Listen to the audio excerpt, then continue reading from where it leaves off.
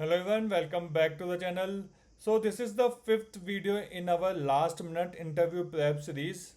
We have done videos for SQL, data modeling, data warehousing, Python, Spark and Pandas, right? So I hope all of those videos are helping you. If you have not checked those videos, please do check. They will really help you in cracking interviews. Also, I see a lot of people are watching the videos but not subscribing to the channel. So I request all of you to please subscribe the channel if you have not done. I'm planning to create some amazing content, and if you are not a subscriber, you will see a lot of videos around SQL, big data on my channel, and it will really help you preparing for your interviews. Okay, great. So today's video we will talk about Power BI DAX. I have seen a lot of students, a lot of people are confused how to approach DAX, right? So if you want to learn DAX, right, how to think like a DAX, like I have taught you how to think like SQL. In this video, I will tell you how to think like DAX. We will talk about all the important concepts like row context, filter context, important DAX, like for example, calculate, related, use relationship, and lot of other important DAX we will see. So what we will do, we will start with basics and then we will solve some of the problems during the session, right? So I'll teach you some DAX, we'll solve some problem and then teach more DAX and solve some problem. Now, best thing you can do is take the data set, right? The data set which I'm using, you can get it from the description box and follow along with me, right? So you can import the data in Power BI, and whatever I'm doing, you also do it and play around it. If you have any confusion, you can play with different decks and different things. And by the end of the video, you will feel very, very confident about how to write decks and how to answer questions during the interviews. Okay, so let's get started. Start with our session, I just want to mention that if you want to learn Power BI from basic to advanced everything end to end, you can go to namastesql.com, right? And we have a Power BI 0 to hero course, right? You will learn from basics everything. You can go to the curriculum, right? So we have everything: introduction to Power BI, query editor, data modeling we have covered in depth. We have lot of videos on DAX, right? DAX fundamentals, essential, time intelligence functions, variable, advanced DAX, everything we have covered, right? Then we have how to create dashboard, right? Other miscellaneous things in Power BI.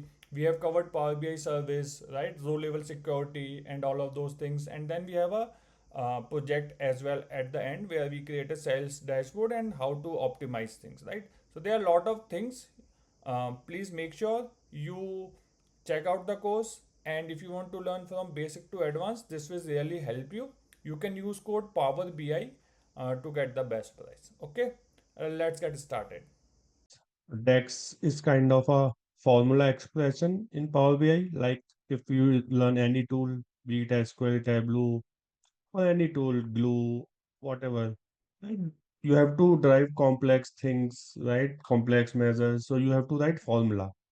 So those formulas are known as DAX in Power BI, right? So analysis expressions is a formula expression language used in Power BI and Power Pivot in Excel. So this is used in Power Pivot in Excel as well. So you can use this DAX in Excel as well as in Power BI. DAX formulas include functions, operators, and values to perform advanced calculations and queries on the data in related tables and column in tabular data models, right? Okay, so before we jump there, let me open the Power BI desktop. And what we will do is I will use this file,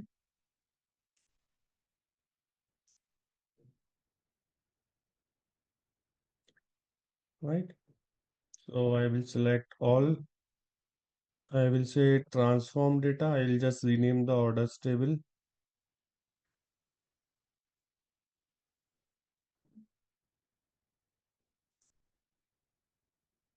and close and apply.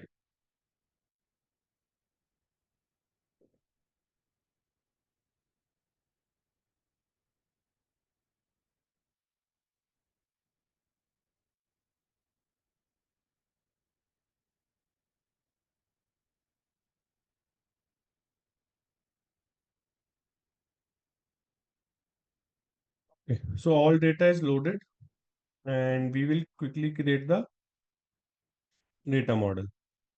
Now, one thing you will see here is there is some aggregate sign against some of the columns. You see this? So what it is doing, whatever number columns are there, integer, decimal, right, whole number or decimal, it is by default assuming that these has to be aggregated, right? So for example, if I go to report view and if I choose, let's say, customer ID or product ID, right? So by default, it is giving me sum of product ID, right? Because it is identifying that this has to be aggregated because it is an integer column. So any integer or decimal will be by default considered as a aggregated value, that it has to be aggregated, but it is not correct. We never will want to aggregate product ID. Doesn't make sense, right? So what we have to do, you can go here on table view or anywhere, right? And you can click on product ID and say summarization, don't summarize, right? By default, you want to change summarization of any measure, you can change that it has to be some average minimum. You can change, we have seen. But for this, we don't want to summarize it, right? So now if I use this product ID from orders table one more time, right? It is not there, right? So if I click here, now it will, all the product IDs, it will show against the any measure, let's say sales, right? So now it is fine, right? So for example, if I change it to table, it shows me the product ID, sum of sales, and it is fine now. So by default, this behavior is fixed. I can always change it, but it is good to have change these things. So again, customer ID, I will say don't summarize whenever I take this, right? And from product again, ID, don't summarize it. In customer table also, we have ID, don't summarize it. Generally, in dimension table, you will not have any columns which has to be summarized, right? Because mostly the measures will be in orders table. Great. And in the returns, again, product ID, don't summarize. So it will look clean, right? You can always keep it and change it every time in your visual, but it is now clean, right? Okay. So this is fine. Let's quickly create the relationships. So we have ID and customer ID, one to many, single, and let's take it here.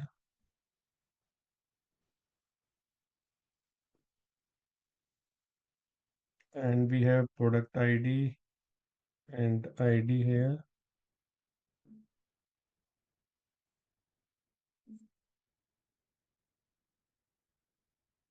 Okay.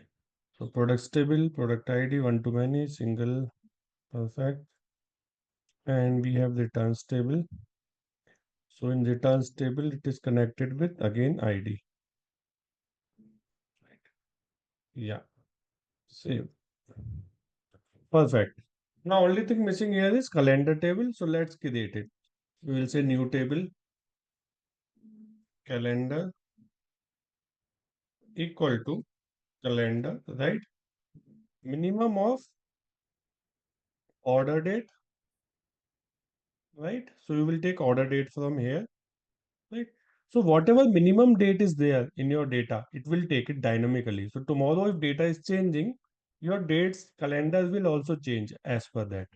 And I will say max of, I can say max of order date, but I will say ship date because generally ship is after order date.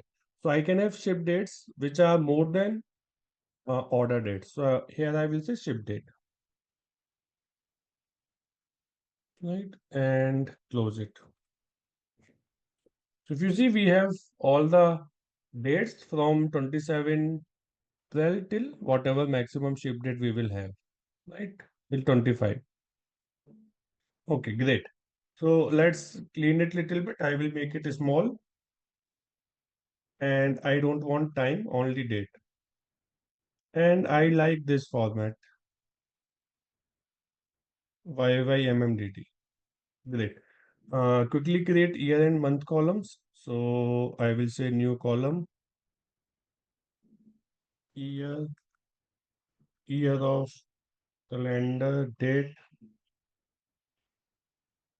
and one more column, month, year of calendar date, sorry, month of calendar date. Okay. And let's take one last new column. We'll call it start of month, start of month, and again calendar table. So this will give me the date when the month is starting, basically first of every month, right? Start of month, calendar date. Okay, so basically what is happening here is we don't have data from 1st April. That's why it is giving me, but we can fix it later. But for now, we have got the first date of every month, whatever is available in calendar table, right? So this is the first date of April. It is showing me from May onwards, it is showing first date, first date, first date, right? Fine. So I have created the calendar table and let's take it here.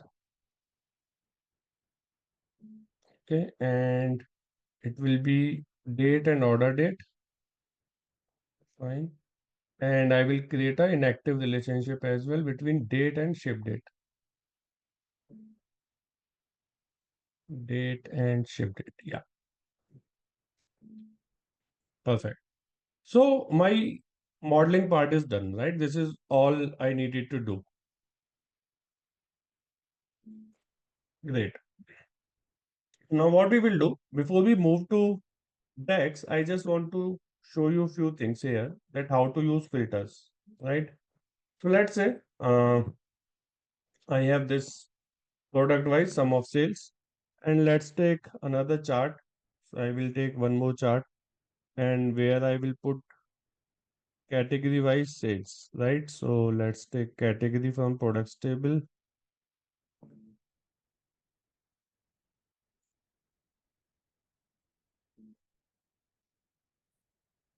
So this is my category. Let's hide this. Okay. And take sales again. Okay. So this is my product ID wise sales and this is my category wise sales. Now there are a lot of charts. We have seen that column chart is there, pie chart is there, donut chart is there. One of them is very, very important here. This is slicer. So let me click here on slicer, right? And I will take, let's say, ship mode, right?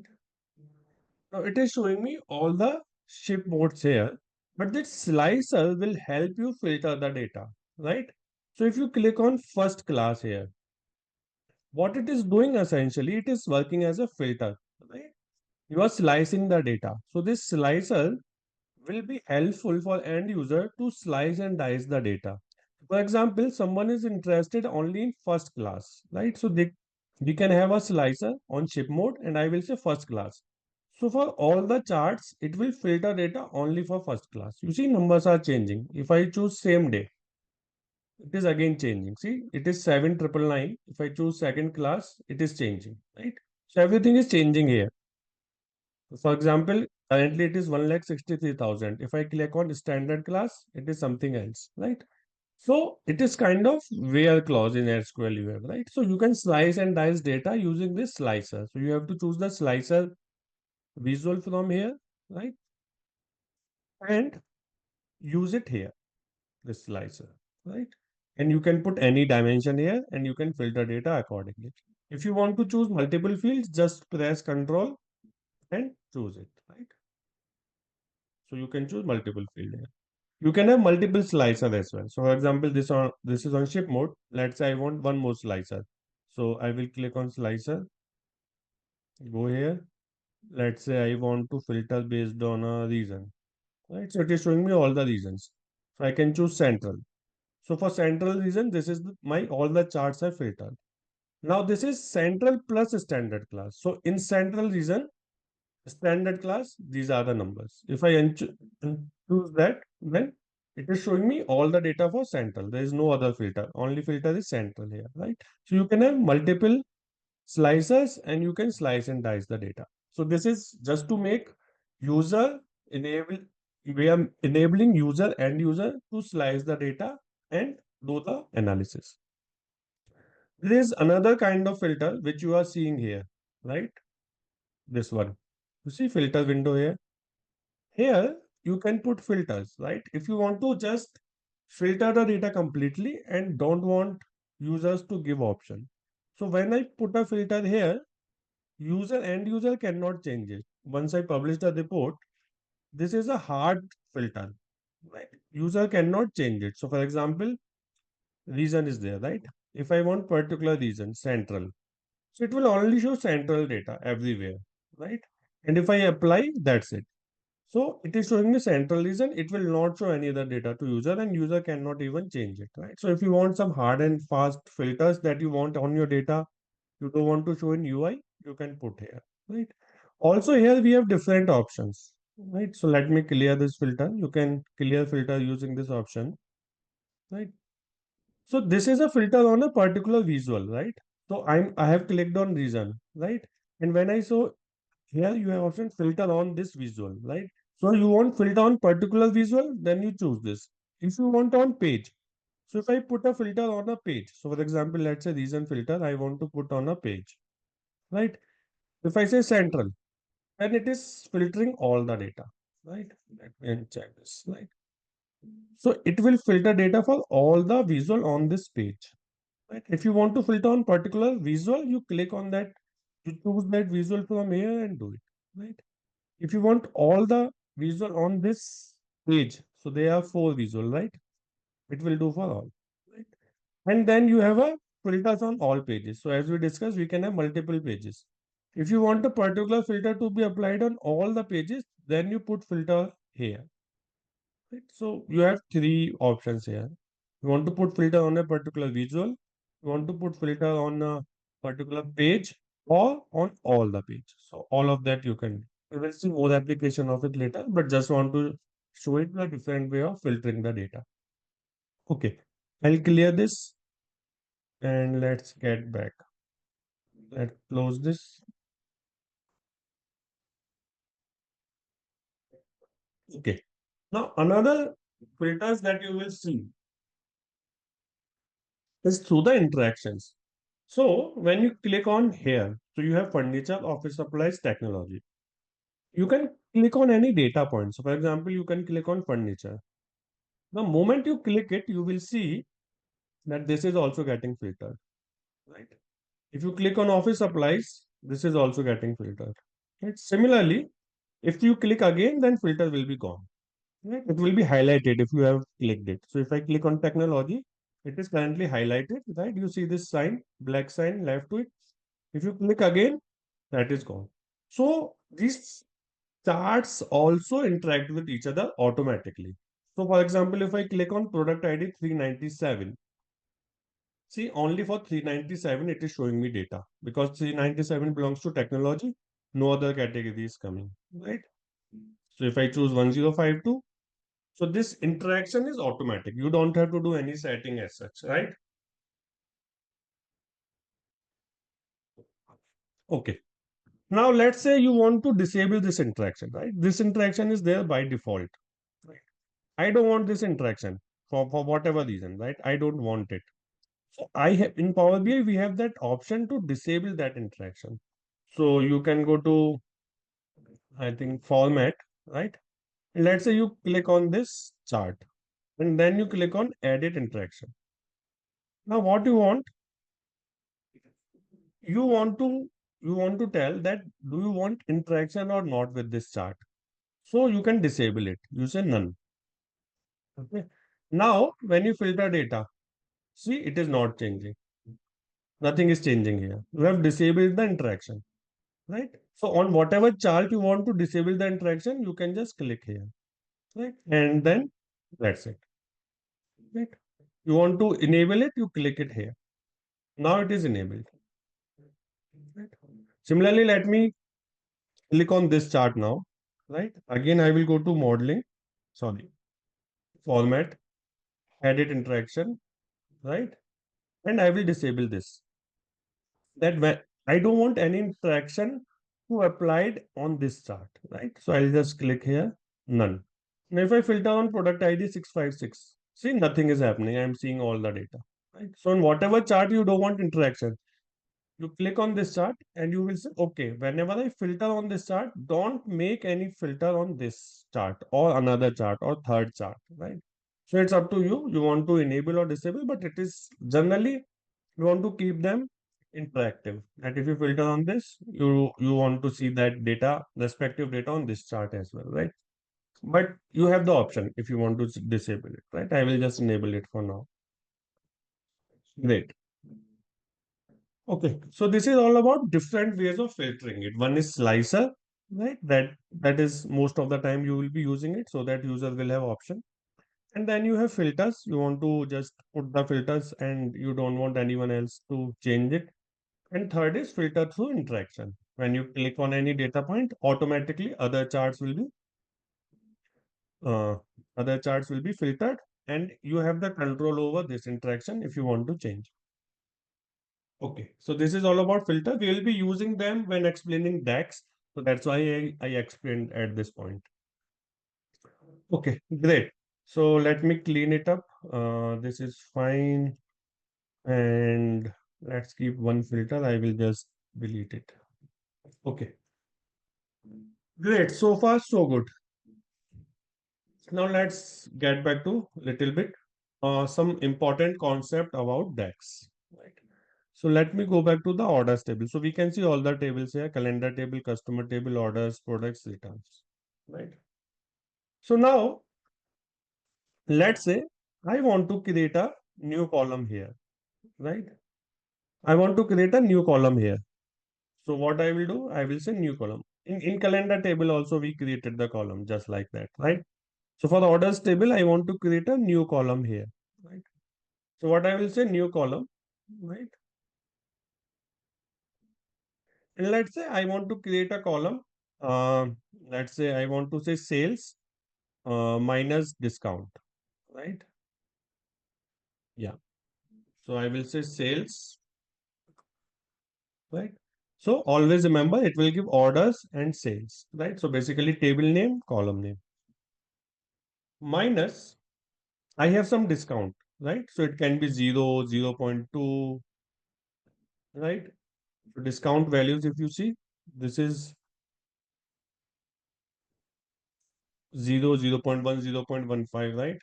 So we have to multiply by 100. So let's go back to the column and I will say discount, right?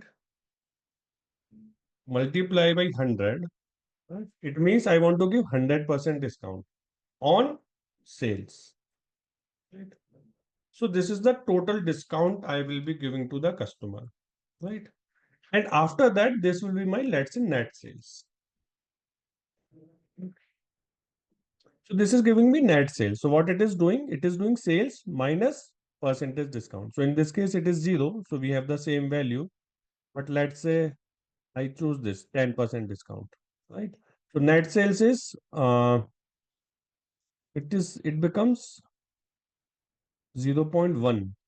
Okay, so it is, if I multiply by 100, it is doing 10% discount we have to do, right? Okay, so I don't have to multiply. It is already in decimal, so I don't have to multiply by 100. My bad. Just 0.1 is enough. So 0.1 will give 10% discount. Yeah, now it is fine. Yeah. So 128, 10% discount, around 13 rupees. So it will be 115. This is my net sales. Okay, fine.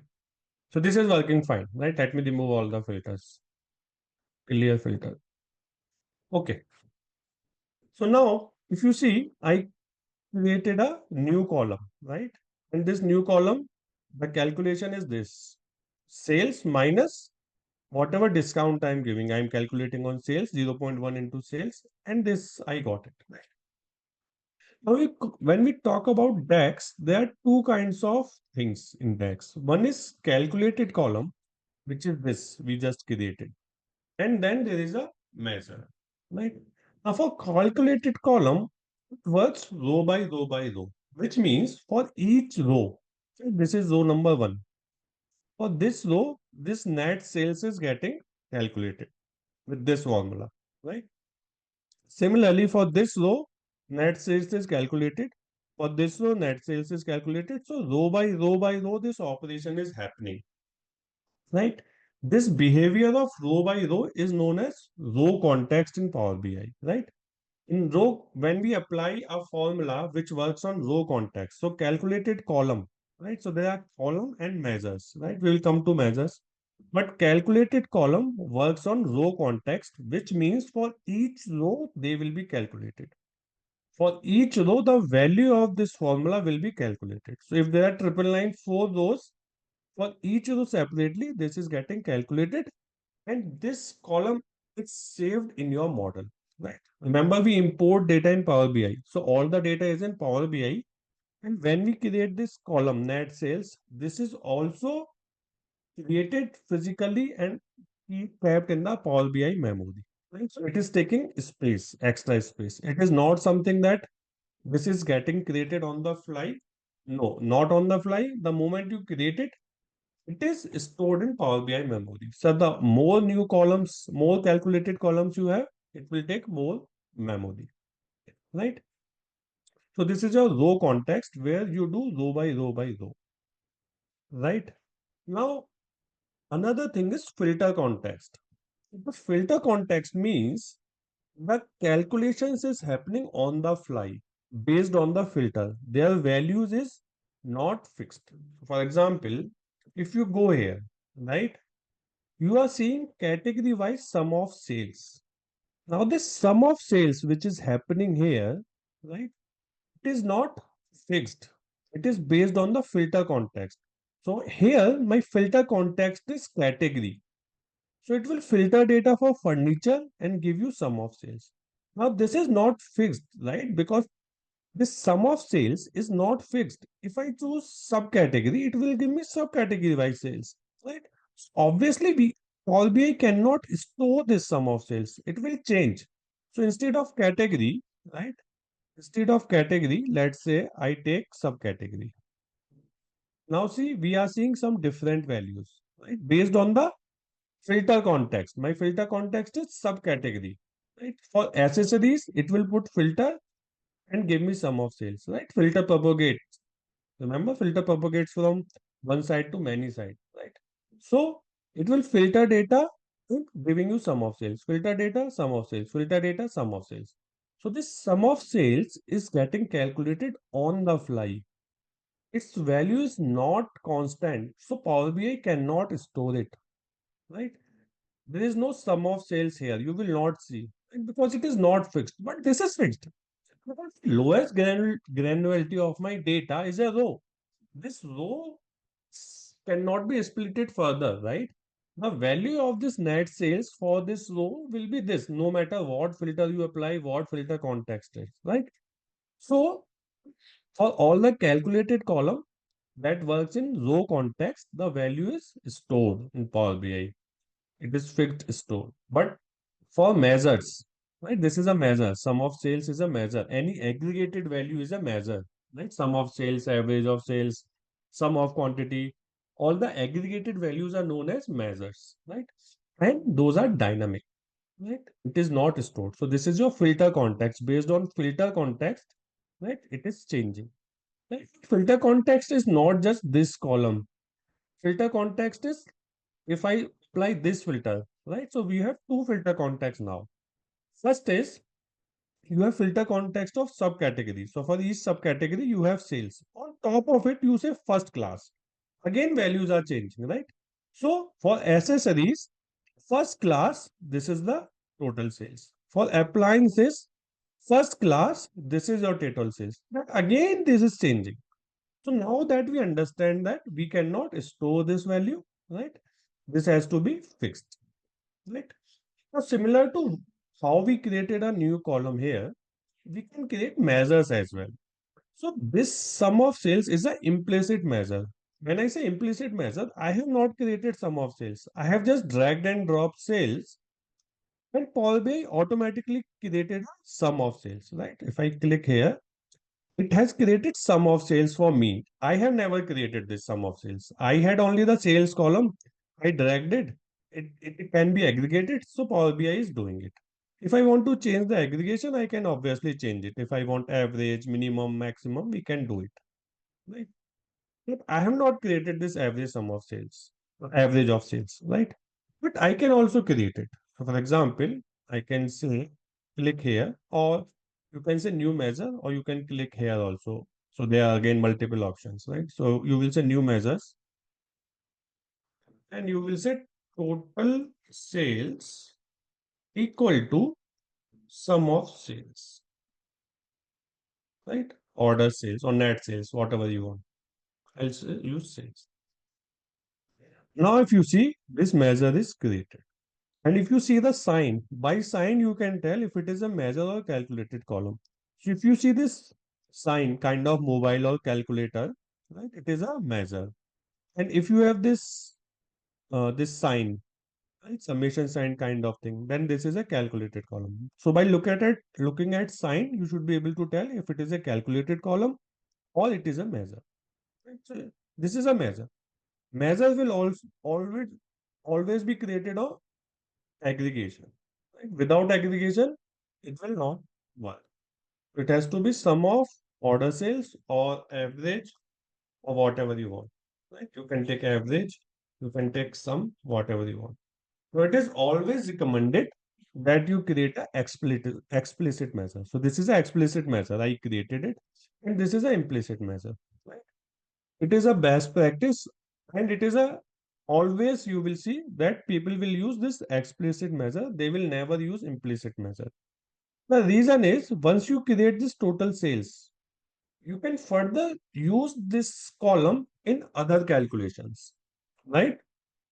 For example, you want to aggregate sales and you have aggregation of, let's say, quantity, you want to multiply it. So you can further use this total sales in other calculations. So for example, let's say I'm creating one more measure and let's say total sales after discount. Let's say I'm giving 10% discount for example. So when I type total sales, it is giving me, see, and when this measure is coming, it is not connected to as such any table. It is just total sales, but it will not come as table name and column name. If you see that, if I take the columns, they are coming as orders, quantity, orders, sales. But measure is just a measure name in square brackets. Right?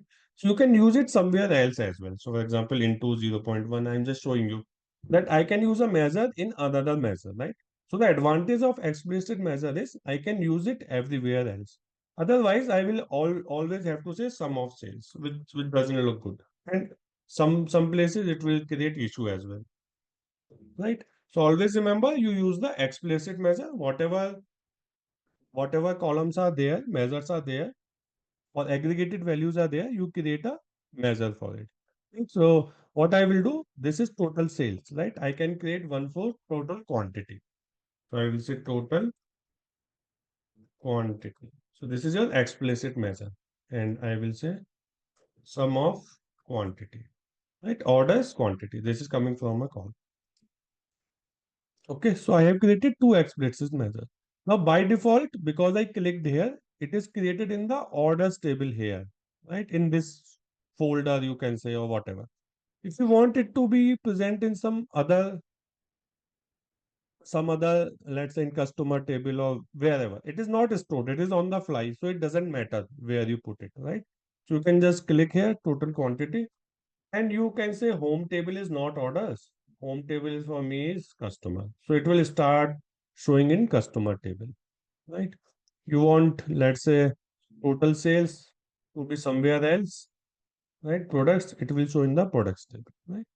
So wherever you want to keep it, but their behavior will not change because they work on the filter context. Whatever column you will put, based on that, it will start showing the values. Okay. So let me put it back in the orders table. Makes more sense. Okay. And then this orders table. Okay, great. So I have created two measures here, total quantity and total sales. Again, it works on filter context, right? Its value will change as per the filter as per the dimension in your visual and any other external filter, right? Again if you put any filter here, again these value will change, right? So it will keep on changing. Any kind of filter you apply, right? Any kind of interaction you do, these values will keep on changing, right? So now what I will do, I will go to this chart, right? Instead of this sales, right? I'll remove this sales and I will say total sales, right? This is I have created now, right? If I just take sales again from here, right? It is same value, but this is implicit measures, sum of sales. This total sales is explicit that I have created. Values are same, right? And it is overall as well, right? Okay, great. So I'll just remove it. Okay, so this is very fundamental to Power BI. We'll be using this philosophy of row context and filter context in more DAX. When we learn more DAXs, you will see that there are a lot of things which depends on filter context and row context, right? So when we go there, we will see. But this should be clear in your mind. Anything happens row by row is a row context. Anything happens based on the filter context is filter context based on the filter if anything is changing, right? Calculated columns are row works on row context and measures works on filter context. This you should just by heart it. You should keep these 4 or 5 lines in your mind. Okay, great. Let's see if okay, great. So now we saw sum of sales, right? Let's see couple of more measures, right? So you see, yeah, I can do average of sales, min, max, whatever I want to create. I want to focus on count, right? So, okay, before we go there, let's read it, right? So that again it is clear because it is a important concept. I want to just make sure that it is clear to you. So calculated columns, values are calculated based on information for each row of a table, row context. Values are calculated based on information from any filters in the report, right? It is a filter context. Appends static values to each row in a table and stores them in the model, right? Which increases file size, right? I explained it. Does not create new data in the tables themselves, doesn't increase file size because they are created on the fly. Recalculated on data source refresh or when changes are made to the component columns, right? Recalculate in response to any change to the filters within the report. So if your data will change, then these will be recalculated. This is obvious. Primarily used for filtering data, right? So whatever calculated columns you create generally will be used for filtering data, and this will be used for aggregation. They may not use any functions. Measure always need an aggregate function, right? So when you create a measure, it will always need an aggregate function because it has to be a it always works on aggregation, filter context. So aggregation has to be there. But for this, not necessary. So for example, when we created this column, we didn't use any function as such. It is just minus into multiplication, right? So there are a lot of functions we will see, but it is not necessary that for calculate column some function is required. Just plus, minus, or anything works, right? References using fully qualified name, right? So when you create a new column, it will be table name, column name because it is associated with a table. So it will be part of a table. So when you use net sales, you will see table name, column name. Uh, let me just show you. So which when I create a new column here, and if I say net sales, let's say, so it is coming with the table name, orders net sales, right? So it will be always associated with a table. Okay, great. And just references using the measure name. So whenever we use the measure name, we saw it is just coming as total sales. It is not associated with any table because it is not row by row. For this, the table is important because it is on particular table, it is going row by row by row. So table is required for that. For this table is not required because it is just a total sales. Now total sales you may want from by region, you may want by category, you may want by ship mode, whatever you want, right? So it is not associated with a table, right? Great. Okay, so in DAX, we all the operators we can use. We just saw plus, minus, multiply, right? Again, we will see we can use this comparison operator as well, equal to, less than, greater than. It is simple, just like in SQL or anywhere we use, right? I'm not showing it individually, but we will use it in many places, all these things, right? So comparison operator, arithmetic operation, logical operations we can do.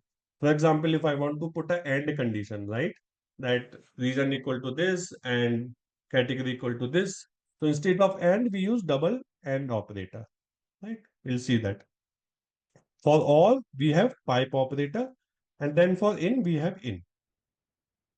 Product club in, but you have to put in curly braces. In SQL, it is round braces, right? Also, any literal value that you give in Power BI should be in double quotes, right? In SQL, you give in single quotes. I always get it wrong. I'm used to doing SQL more, so I always give single quotes. But remember, you have to give in double quotes. If you are saying region equal to France, you have to put France in double quotes, right? We'll see all of this when we learn more DAX, right? Also, this is a category, I mean, common function category of DAX, right? So we have mass and stat functions, sum, average, min, max. We'll see that. Then we have logical operator, if, else, switch, right? Then we have text based like concatenate, format, left, mid, upper, lower. This is similar to what we saw in the Power Query editor as well. So that is there in here as well. Then we will go through it. You don't have to worry. You can come back here and understand this slide. But basically, based on some category, it is divided into different categories. Basically, they are based on their behavior. It has been divided into separate category. For now, it might not make sense what is related and all. But later you can come back and then it will make more sense when we learn all of these. Okay, great. Now, one more important point here I want to mention. Again, it will be clear later that your DAX can can return a scalar value or a table, right? So, for example, when we say sum, max, count, right, it returns a value. Doesn't return a table, right? But there are some DAX functions which returns a table, right? Not a single value, right? So we cannot directly use them in the chart, right? We have to create a table and on top of it, we have to do the aggregation. Again, don't worry, you can come back to this slide when we learn some DAX, but I have just put it so that you know that we have two different categories. Okay, great. So let's see some of the DAX, right? We saw some simple text we will start with. First one we saw is sum, right? Let's see some more. So we will create count, right? So let me take one more new measure. Okay. Then I will say total, sorry, total rows, right? And I will say count rows. So it will count number of rows in a table, right? So if I say count rows and let's say orders table, so it will take a table as argument, right? Because it is counting number of rows in a table. I'll say orders. It is not taking any column, right? Even if I try to pass any column, order date, it doesn't show, right? So again, this is very helpful in Power BI based on your DAX, right? It will not show which is not allowed. So this for this DAX count rows, column argument is not allowed. So it is not even showing me. If I type order date, it is not even showing me, which is a good thing, right? Chances of making mistake is less because it is not allowing me to choose any column. It is requiring a table, so it will only show me all the tables. So for example, I can choose products table, I can choose customers table, but I cannot choose column and it is not showing me also, which is a great thing. For now, I want to count number of rows in the orders table. Right? Great. So if I just take this, this is my total rows, right? So generally, if you want to see a single value, you will choose this card. So it will just show you that there are 999 rows, right? Now I want to see number of rows, let's say category wise, right? So I will take the table again, right? 999 rows, and I will say give me category wise, right? So for each category, it is giving me total number of rows. As simple as that. It is very similar to count star in SQL. Right? Again, it is working on filter context. It will filter data for furniture and count total number of rows. It will filter data for office supplies, count number of rows. It will filter data for technology and give number of rows. Simple. Right? Now we have count of column name as well. So for example, let's go back, new column, sorry, new measure. Don't make this mistake. This is new measure. Right? And I will say number of, let's say, customer. Okay, so I will say count. I will use count this time. And I will say orders customer ID. Okay. And I will now use this number of customers here. Okay. So again, if you see, it is giving me 212160261847. It is very much working with like the total rows. So it is counting number of customers and the number of customers will be same in a way, right? But it will not count empty or null values, right? It will not count null values. So for example, if I go back here on my data, right, and I will make one customer ID as null in my orders table, right? So if you see, this is coming from my orders table, right? Customer ID. And what I will do, I will go to orders table and for this row, which is 144, right? I will just remove it. Save. And now I will go to home and refresh. So if you see, it is showing 2120 and number of customers, it is showing 9993. So basically, if there is any null value, it will not be counted. It is very similar to again in SQL. If you use a column name along with count, it will not count the null values, right? So this is how it works. Great. I'll just put it back. Okay, great. So it is back to 2121. Now this is giving me just it is not giving me distinct customers. It is just giving me number of customers because I have not used distinct, right? So we have the distinct as well. So I will just go here, new measure, distinct customers, right? And I will say count distinct count of customer ID, right? Okay, so let's take this as well here. Okay, now it is giving me that in furniture category, there are distinct 707 customers. In office supply, distinct 788 customers. In technology, distinct 687. So this is count.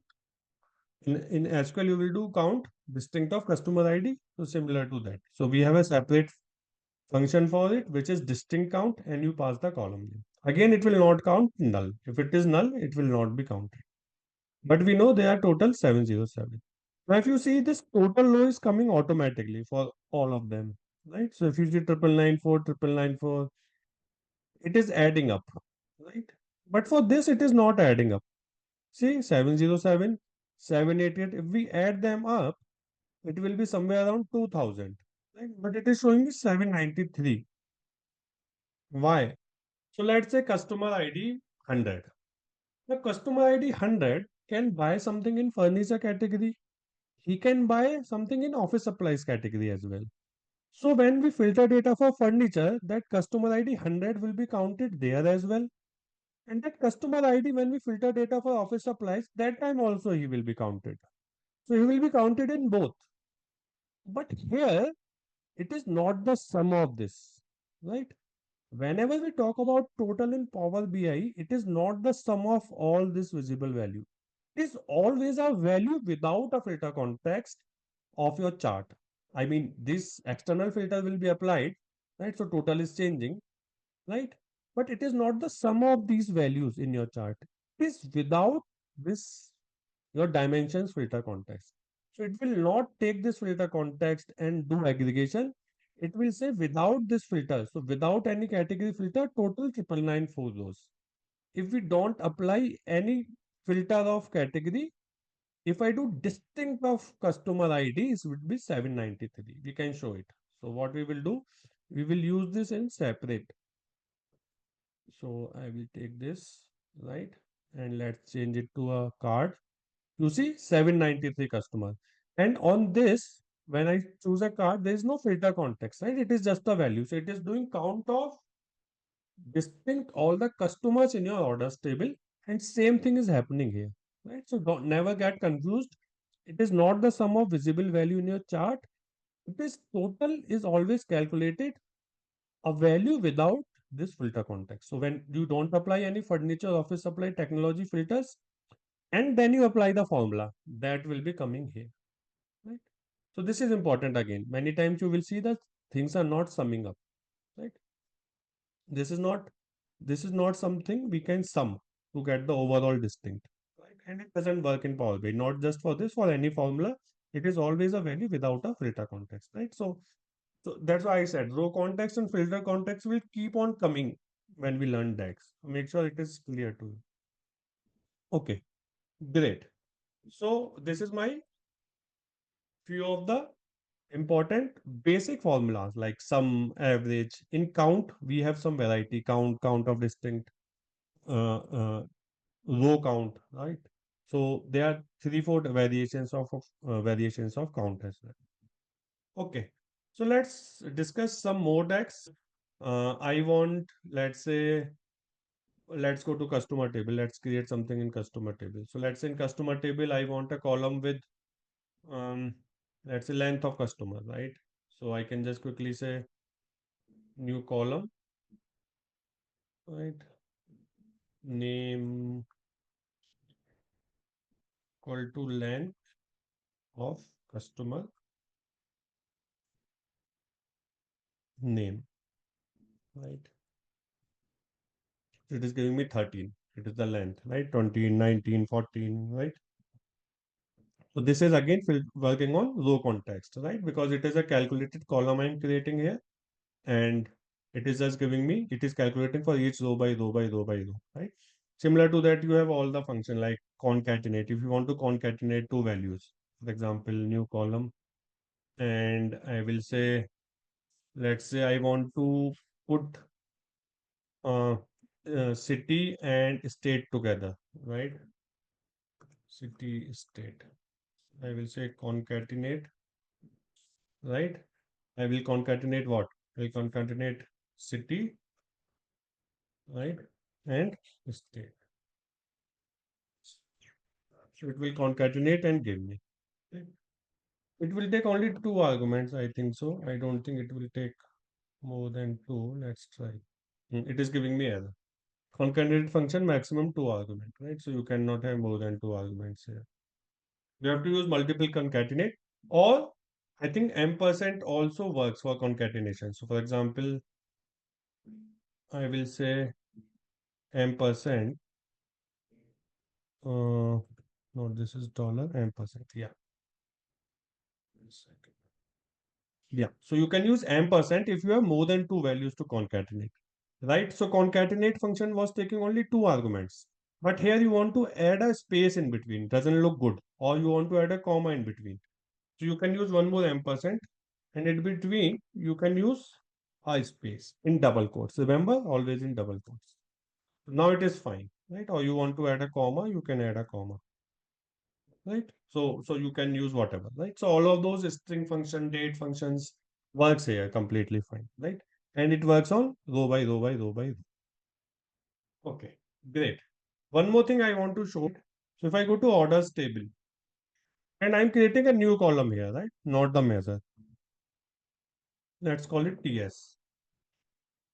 And in this calculated column, I'm not supposed to use the aggregated values, right? Because it works on row by row by row, right? If I have to create sum of sales or something, I will create a measure. Why I will create a calculated column? But let's try it. I will say sum of sales. It doesn't stop me, right? I'm saying sum of order sales.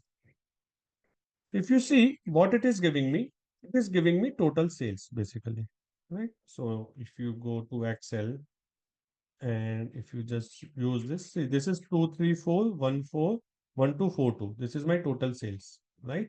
And same thing it is showing here. So basically, what is happening? This column, a calculated column, works on row context. So for each row, it is calculating total sales. Right? It is not applying this filter for each row separately. It is what it is doing. For first row, it is calculating total sales. For second row, again, it is calculating total sales, sum of order sales. For third row, again. So it doesn't make any sense, right? There's a concept of context transition, which again we will learn a little bit in later classes. But basically, calculate is a function which can do a filter context transition, right? So I'll say calculate. So I'll just wrap this up in calculate. We will talk about calculate more. But if I just wrap it up, now it is giving me row by row by row. So basically, what calculate does, it changes from it changes the row context from row context to filter context, which means earlier it was working row by row by row. Now, moment I put it in calculate, each row is a filter now, right? So it changes it to filter context, and the filter context is each row. So it is giving me total sales for each row. Right? It is okay if it is confusing for now. I just wanted to mention now, but again, when we talk about it more later, it will be clear.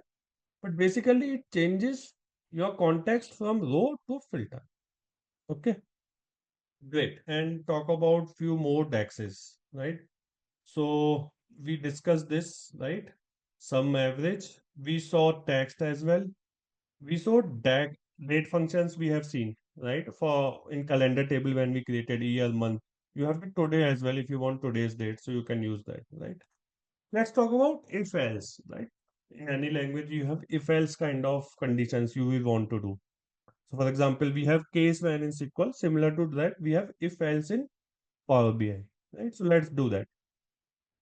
Let's say I want to create a new column. Let's remove this. I don't need it for now.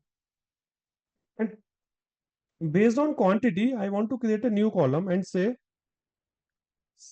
that customer has bought multiple quantity or single quantity in this order, right? So if it is one, then single quantity. If it is more than one, then multiple quantities, right? So we have one, two, three. Something like that we want to create. Okay. So we will say multiple item count category, let's say, whatever you call it, right? And I will use if.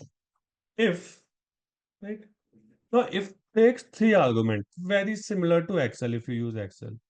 So we will give a logical test, right? If this test is passing, so again, I'm creating a calculated column.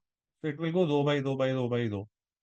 So it will do a logical test. If this logical test pass, then it will give result as whatever there in the second argument. So this is your first argument, second argument, third argument. Your first argument is logical test. If this test pass, then whatever expression you give you, that will be your output. If this is false, then it will execute this. What I'm saying quantity, orders quantity, not total quantity, right? This is a measure equal to 1, right? If it is equal to 1, then I want to say again in double quotes, I will say single quantity or single item. No, single quantity is fine, right? Otherwise, I will say multiple quantity.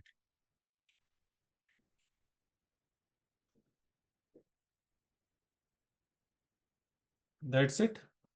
So it has created a new column. You see, multiple quantity and wherever it is one, right? Let me sort it. So you can just click here and say sort ascending. And wherever one is there, it is single quantity, right? If it is more than one, it will be multiple quantity. It's simple. If else condition, right? Three arguments it will take. First is your logical test, right? You can also say greater than, right? So you can say if this is greater than one, right? Then you can say multiple quantity, right? It is the same thing. else single quantity. So if this is true, which means order quantity is greater than 1, then I will say multiple quantity, otherwise single quantity. So both will result in the same thing. Right? This is your if else condition kind of thing, right? Now this if else can be applied to when we are creating a measure. So this is a calculated column, right? But let's say I want to create a measure. In that measure, for each order, right? For each order, I want to say in that order, has customer bought one item or two items, right? When I say item, products. For example, if I just sort it, right? And if you see these order, in this order, customer has bought two products, right? So here I cannot do because calculated column works on row context, right? Here I need filter context because for each order there can be multiple rows here, right? And I want to check if this order in this order has customer bought one item or two. So for this order there will be only one, not quantity. How many products? Distinct products. So there is 160. In this order there are two rows, right? So customer would have bought two items, right? In this order, customer would have bought one item and so on and so forth. This is something like I want to achieve. So let's do it when we create a measure. So what I need for this, I need for each order, let me create another page, right? So I will take order ID, right? This is my order ID, right? And I will take count of rows, total rows, right? So wherever total row is one, now this is a measure, right? Wherever total row is 1, it means customer has purchased single item in this order. When I say order ID 2, order ID, total rows is 2, it means multiple items were bought, right? So now based on this, I want to create a new column. So let's go there and say new measure, multiple items, order items, category, right? Now I will use if again. Okay. Again, same three arguments. But now because I'm creating a measure now, so if I say, let's say quantity, it is not giving me the column name, right? Because it is expecting, but it has to be a measure. It has to be some aggregated value because I'm creating a measure. So in measure, it has to be a aggregated value. It will not allow me to use quantity. It is not even giving in the IntelliSense, right? This is something I find it really cool because you might do a mistake and later it will give you error. But here it is not giving you, which is a great thing. So what column we want to use? Total rows. If total rows equal to 1, right? Number of rows for any order is equal to 1, then I will say single item. Otherwise, I will say multiple item, right? That's it. So I will just take this. Now it is saying single item, multiple item, single item, multiple item, right? Multiple item, right? So again, whenever you are using this if for any formula, right? The behavior, the way you use may be different because here it works on row context, a calculated column. Here it is working on filter context. So only measures will be allowed here, and there you have to use the columns. Okay. Now there was another question that you want to see a customer has bought one order or multiple orders. For each customer, I want to see if he has bought one order or multiple orders. So for each customer, I want to see if this customer has placed one order or multiple orders. Who will tell me how to solve this?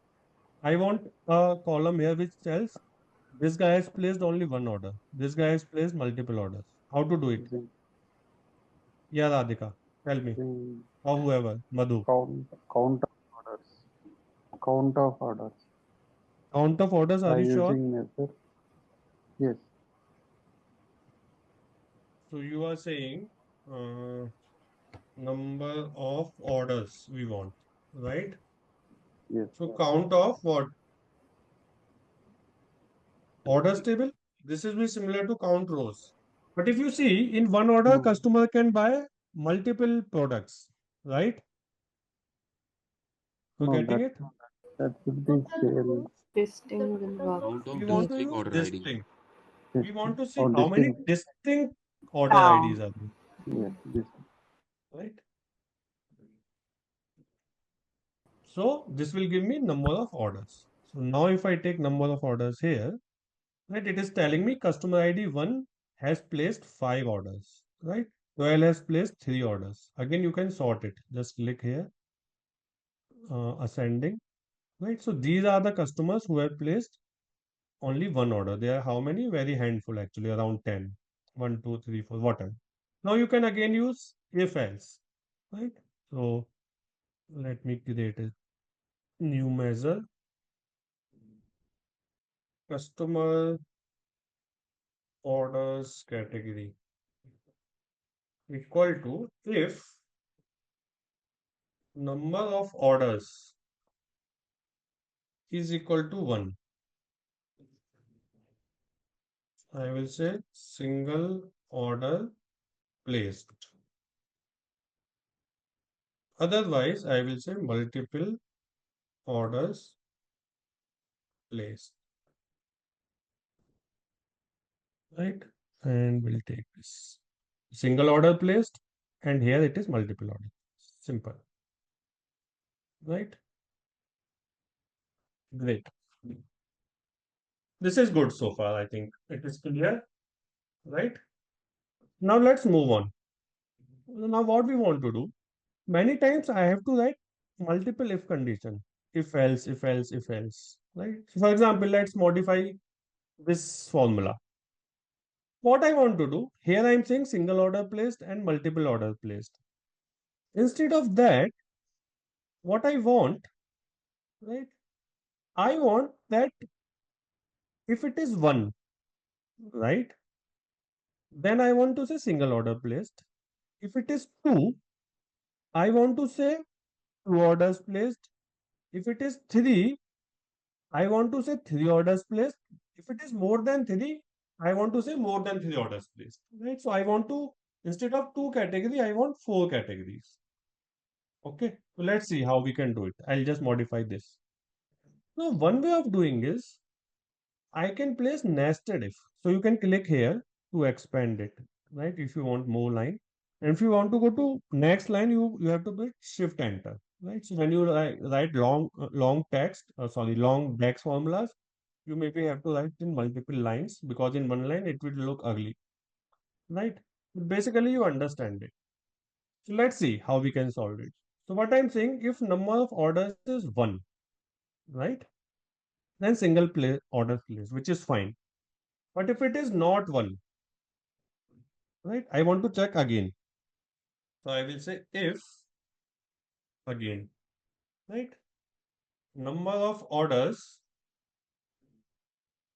equal to 2, right? Then I want to say 2 orders placed, right? Else, for now I'm saying more than 2. 2 plus orders placed, right? Let me just take it to the next line so that it will be clear. So I have placed my cursor there and put shift enter. And again I have put shift enter. So it goes to the next line and again shift enter, right? Now it looks much clean. Or maybe I will take everything here, if and then this, right? Or maybe like this, it is clear. So like this. Okay. Now it is much cleaner. So I'm saying if number of orders is 1, then single order place. Then third condition again, I'm putting if in the else of if I'm putting another condition. Otherwise, 2 plus orders, right? So I think I have to place one more closing bracket. Yeah. Let's go there. Now, if you see, it is giving me single order placed, right? 2 orders placed, and then we have 2 plus order placed, right?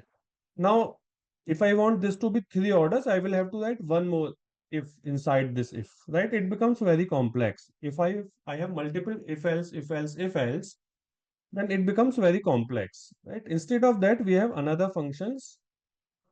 So let's call it if else, which is switch. So let's talk about it. So I will just copy this, or I don't have to copy this. I'll just copy this, right? Instead of if else, I will use switch. So let's do it. So I will say new measure, right? And I will say using switch.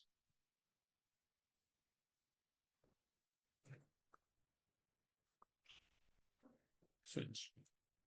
Okay. Let's go to the new line. I'm pressing shift enter, remember. Okay. So now I will say switch. Okay. Now switch takes a expression and it will compare value of this expression with the value. And if it is matching, then it will give you the result.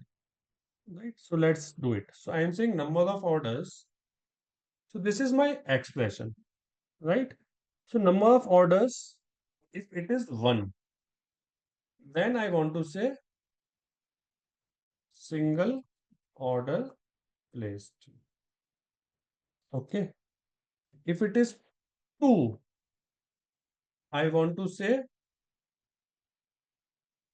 I want to say if it is two, then what is that? Two orders placed. Okay. Two orders placed. Right. If it is three, I want to say three orders placed. Right. Then in the end, you can give one else condition. If at the last, if nothing is matching, so it will give you one for first this customer ID 702, and it will go one and it will give you value. Again, two, three. Whenever four is there, nothing. So you can give a else condition at the end. So I will say three plus order placed. Sorry.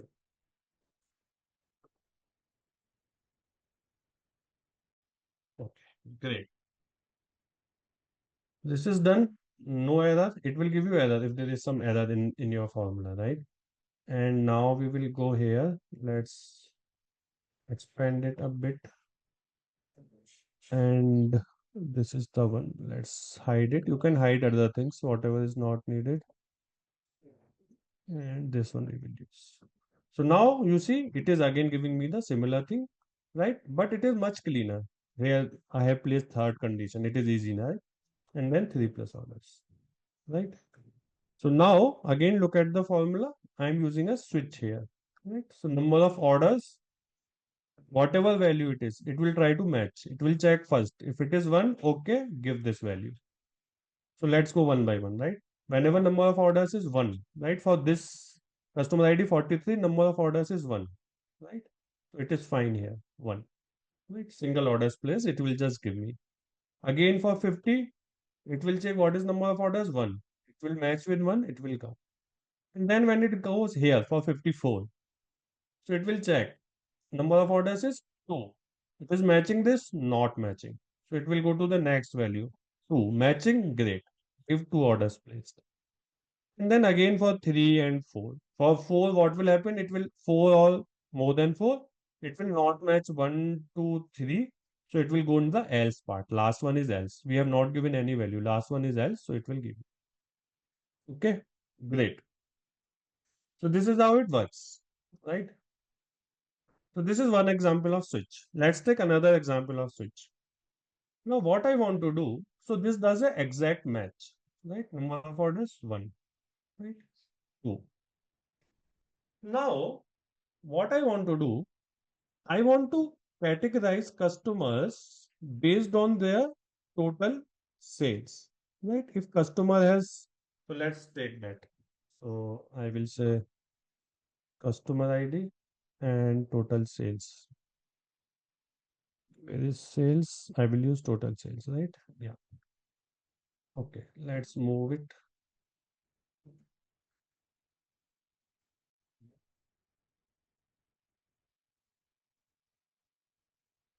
down and let's take that up. Yeah. Okay. So for each customer, I have the total sales now. So for customer ID 1, 5563, for 2, 3, 4, and so on. Right? Let me sort it on total sales.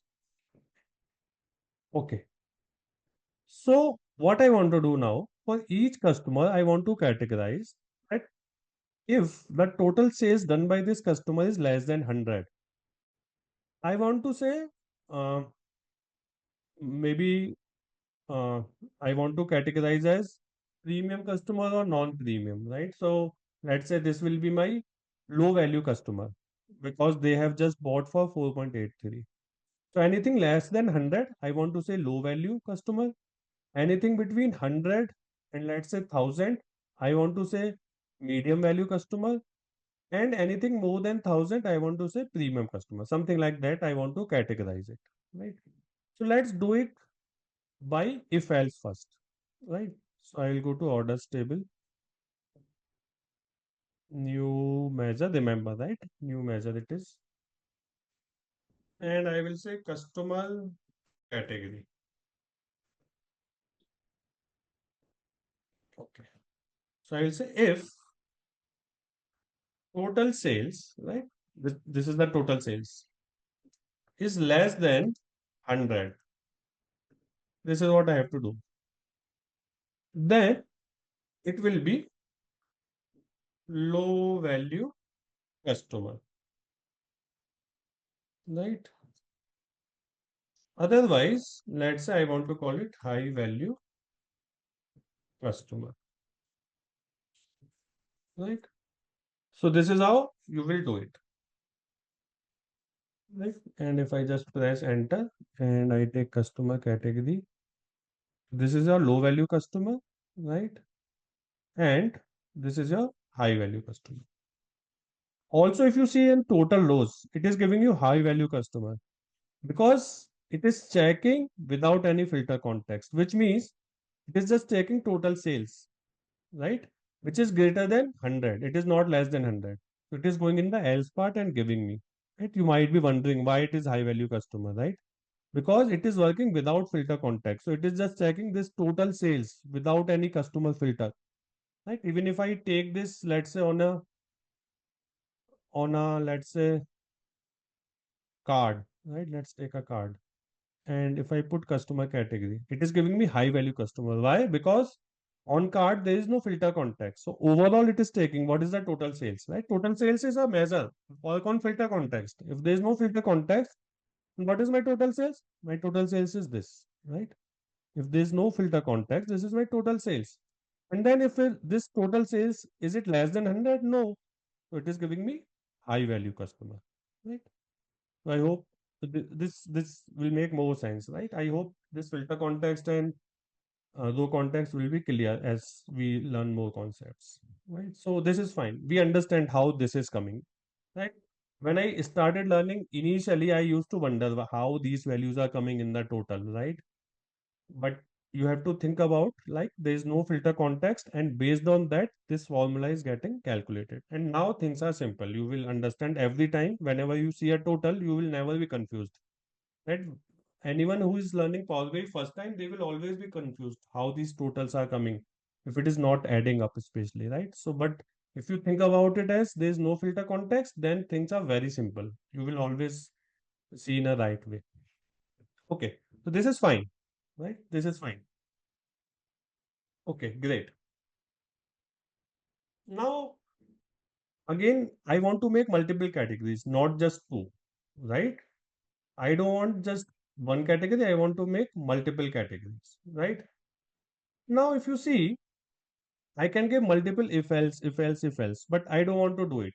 If I want to create four category, then again, that nested if will be very painful, right? So let's see how we can do it using switch, right? Okay. So I will just say new measure again and customer category using switch. Okay, great. I'll say switch. Okay. Now, Think about it. How we solve it. It is not a fixed value.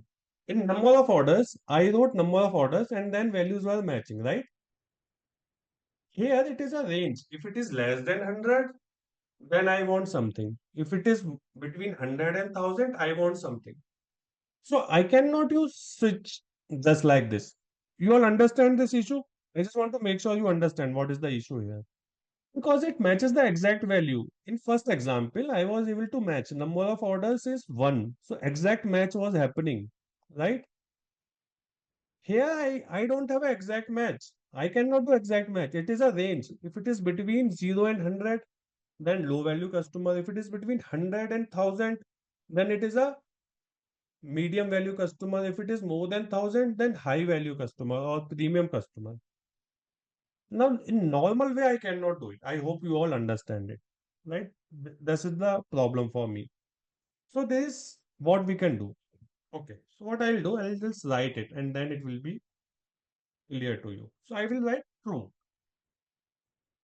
right? So whenever you write true, so any logical operation that you do, let's say if I say, okay, I'll come back here. Let me go back to, let me just remove it for now. I want to show you something else before I do this. I want to remove this. Leave it. Okay. So I will create a new column here. Okay. New column, right? And I will say, mm, what should I say? Sales less than 100. Okay. And I will say sales, right? Order sales less than 100. You see, it returns a Boolean value. So any expression I write like this, it returns true or false. So when I say order says less than 100, so it will check for each row. Is it less than 100? No. So it is false. Is it less than 100? No, it is false. Similarly, here if you go less than 100, yes, so it is giving me true. So whenever you are giving any logical expression, it returns true or false, right? When you are writing a if statement, it just checks. If it is the returns true, then it will give you value from the first argument. If it returns false, it will give you second argument. But in actual also it returns true or false, a Boolean value. So you see false, true, true, false. Okay, I hope this is clear. Now this philosophy we will use in the switch when we are driving the customer category. So customer category now, this is customer orders category. We want customers category, right? Okay. So I will just again take this and I will say get me a new measure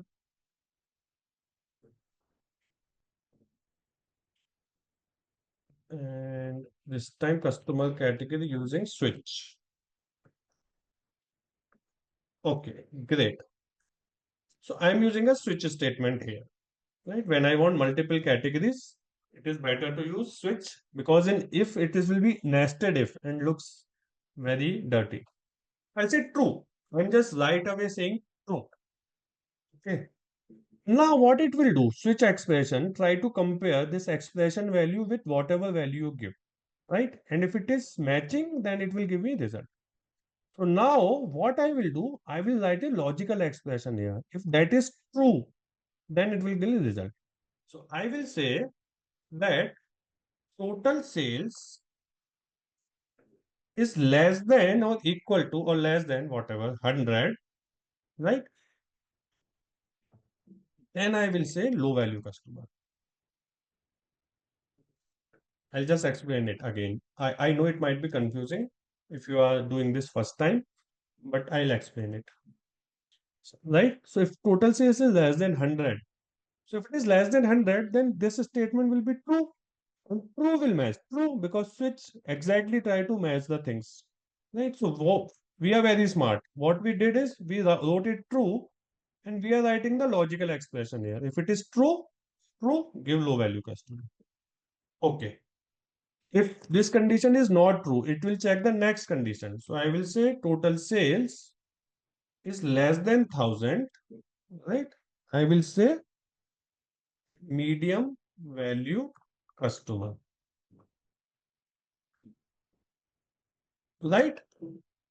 Again, I can write a final high premium customer, let's say premium customer, right? So if it is greater than 1000, I am calling it as premium customer, right? No error. So let me show you. So if I just miss this, how it shows the error. It is showing me the error. If you see, if I just go up, uh, it's not showing anything. Okay, let me just take this. So customer category switch. I think earlier I made a mistake. Okay, I didn't remove it. Okay. It automatically adding. Okay. It's very smart. So let me do this. See, the following syntax error occurred during the parsing, right? So you will get some error, right? So I'll just add this. Okay. So now if you see, right? So if you see low value customer, so less than 100. If it is between 100 and 1000, then medium. If it is greater than 1000, it will be premium customer, right? So this, we did a trick here with switch, right? Instead of directly writing a value, because I don't have a direct value, it is a range. If I have a direct value like number of orders, I can use it like we used it, right? But here we have a range. So we right away said true. And then we are giving logical expression. If total sales is less than 100, which means this will be true. And true will match true. And it goes left to right. If it is matching here, it will not check the next value. Right? If it is checking next value, then for let's say order value is 10, then for 10 also it will give me premium this medium value customer, right? So it will just check left to right, just like in case statement, if you know, it goes top to bottom. Here also it is like this. So it will check first this. So again, let me show you step by step. So it will check for 761, customer 761, right? Let me take this. Yeah. So customer 761, it will check if the total sales is less than 100. Yes, it is less than 100. So this statement will return true. We saw in the calculated column. And true will match true. And it will give you low value customer. And if we are going down, let's say customer ID 26, right? Total sales is 170. Is it less than 100? No. So this will return false. And true will not match false. It will go next. Is it less than 1000? Yes. So this will be true and true will match. And it will give you medium value customer. Right? So this is how it is working. Again, if I use here customer category using switch, it is giving me premium customer. Why? Because it is checking without any filter context. Total sales is this, and this is less than, it is greater than 1000, right? It is not falling in this category, nor it is falling in this category. So it will go to premium customer, right? So this is working without filter context. Okay. So this is how your switch is working. Great. So this is if else. I'll just take one more DAX and then I will take the doubts, right? I'll talk about related, very important DAX. Okay, great. So let me remove these things I don't need. So let me say uh, sales less than 100. I'll just say delete from model. And okay, this is fine. I'm okay. Now let's understand the data a bit again. So I will go to this, I'll show you here. So in orders table, this is my total sales, right? 261, 731. This is for full order, right? Total, let's assume this is for two quantities together or three quantities together, right? So for product ID 385, two quantities, this was the sales. It is, let's say 130, 130 for each item. There are two quantities. So it is total sales. We don't have to multiply. That's what I'm saying. To get the total sales, it is already my total sales for each row here. Now I want to calculate profit. For each order, how much profit I am generating. Now to get the profit, what I need? I need the cost price. Cost price is here in my products table. So if you go up, This is my cost price, right? And this is my ID. For example, for ID 1, cost price is 0.61. Well, let's say ID 7, cost price is 12.51. And if I go to orders data and filter on product ID 7, right? Okay. So I sold it for 113 and 62. There are 9 quantities, 4 quantities, right? So if I go back here, for 7, the price is 12. So 12 into 9, 108, right? 12 into 9, 108. And if I sales minus that price, then I will get profit. Similarly, 12 into 4, 48. Sales minus 48 will be my profit, right? This is what I want to calculate in Power BI, right? Let's say I wanted to do in Excel the same thing. What I will do? I will create a new column here, right? And I will say equal to VLOOKUP, right? I want to VLOOKUP on product ID, right? Go to the products table, look up on the ID, right? And get the price. So price is which column? 1, 2, 3, 4, 5, 6. I'll say 6. Oh, sorry, 6. And I want to do a exact match. So it is giving me cost price for each this. And then what I want to do, I want to multiply it with quantity, right? Okay. So this is giving me cost price now. Right? So this is my cost price. And I will just say multiply by S2. Yeah.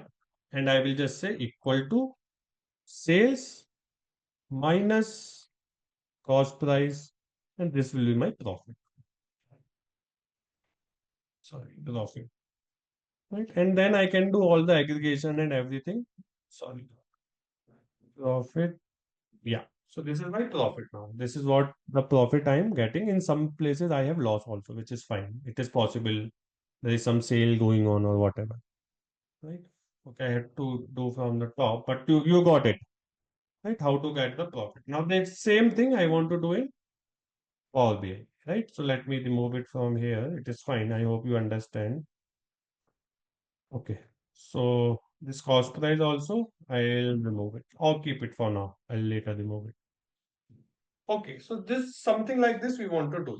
So first step is to get the cost price, right? Cost price is not there in my this table. It is available on products table. So I have to do a lookup in Excel, right? How to get it here? So basically, if I get cost price here, right? If I somehow get cost price here, let me remove this as well. You don't need it. Right? If I get cost price here, then I can do all the calculation, quantity into cost price and then sales minus that, and it will be done for me. For that, right, we have a related function. So let me create, so if I go to products table, right, in products table, we have the cost price, right? Let's make it to 2 decimal places, which is too much. Okay, this looks better now. Right? So I have the cost price. Based on the ID, I want to get that cost price. I'll go to the orders table and I will create a new column and call it cost price. Now this column name can be same, so I will say it is in the orders table so that we are not confused later. Okay, so we have cost price, orders, and I will say related, right? And then it is asking a column name. That's it. It is not asking anything else. I will say cost price from products table. See, it is showing me from products table, you can get the cost price. For other DAX, it was not showing me columns from other tables, right? But here it is showing me. Again, it is contextual, right? So I'll tell you how it is working. Great. So this looks fine. So we have got the cost price, right? But one thing is strange here. In Excel, when I do VLOOKUP, I have to tell on which column. But here I don't have to tell that on which column you have to do a lookup, right? Somehow it is able to identify it. Can someone tell me how it is able to identify that we have to do a product ID? We have not told anywhere. If you see the formula, it is just saying related and get me the cost price from product table. We have never told Power BI in this formula that do a lookup on product ID here and ID from product table, right? We have never told. So how Power BI is smart to get it for us? Like it's a relationship. Data Exactly. model. Right? Let's verify once if Power BI is doing it right or not. So product ID 160, the cost price is 37.94. Let's go to the products table. Sorry, what was that? 160. Okay. So I'll go here. I will say 160. Unselect everything. Okay. So this is 160. It is 37.94. Right? And if I go to orders table, it is 37.94. So it is doing the right work. It is taking the product ID from here, doing a lookup on the product ID here, and doing it for me.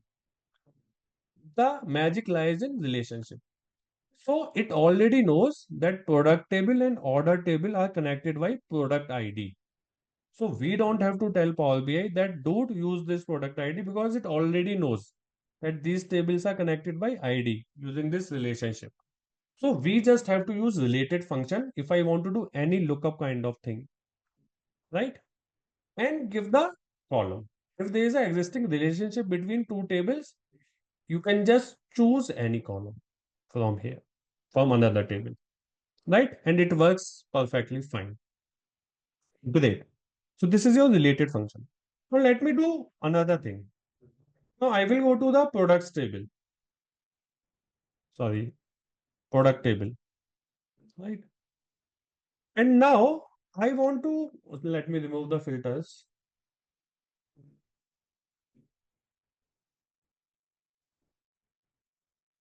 I want to get the sales for each product, right? So what I will do, I'll go here and I will say new column. I will say sales and I will use related, right? And I will type sales. Now it is not giving me. It is not giving me sales. We have a relationship, right? In orders table, when I do that, I am able to get any column from here. But if I'm same thing doing in the products table, right? It is not allowing me to fetch any column from orders table, right? Why this Colaveri, right? So there is some problem here. So your related function, right, will only work in the many side of your relationship. So in many side, you can look up any value from the one side of relationship. What does that mean? Okay, so I'll go here. So orders table, you can do a lookup on products table and get any value, right? So you want price of a product, you can do a lookup, right? On the one side of this, I mean, you can write related function on multiple side only, right? And you can look up any value from one side, right? But you cannot do reverse, right? But let's understand why. This is a rule, right? That you can use only on the many side of the table, many side of the relationship, you can use related, not on the one side, right? But why? So let's understand with a simple example. So let me open an Excel.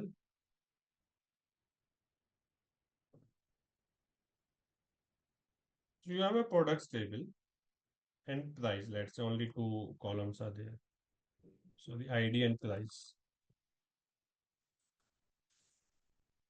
ID1 price 100, ID2 price 200, right? And then you have a orders table where you have order ID, product ID, and sales, right? So you have one, two, three, four, five, whatever. Then you have product ID 1, 2, 3, 1, 2. Sales is whatever 100, 150, 200, 120, 110. What I'm saying that if you want to get the unit price, let's call it unit price. You can get this unit price using the related function. You already have a relationship. It will go here, do a lookup. So it will check 1. Okay. Unit price is 100. Right? It will check 2. What is the unit price? 200. Right? 3. Let's say 3 is also there. For 3, it is 150. Okay. It will get it. Right? I'm using a related function here and getting it. Again, for 1, it will go 100. For 2, it will give me 200, which is perfectly fine.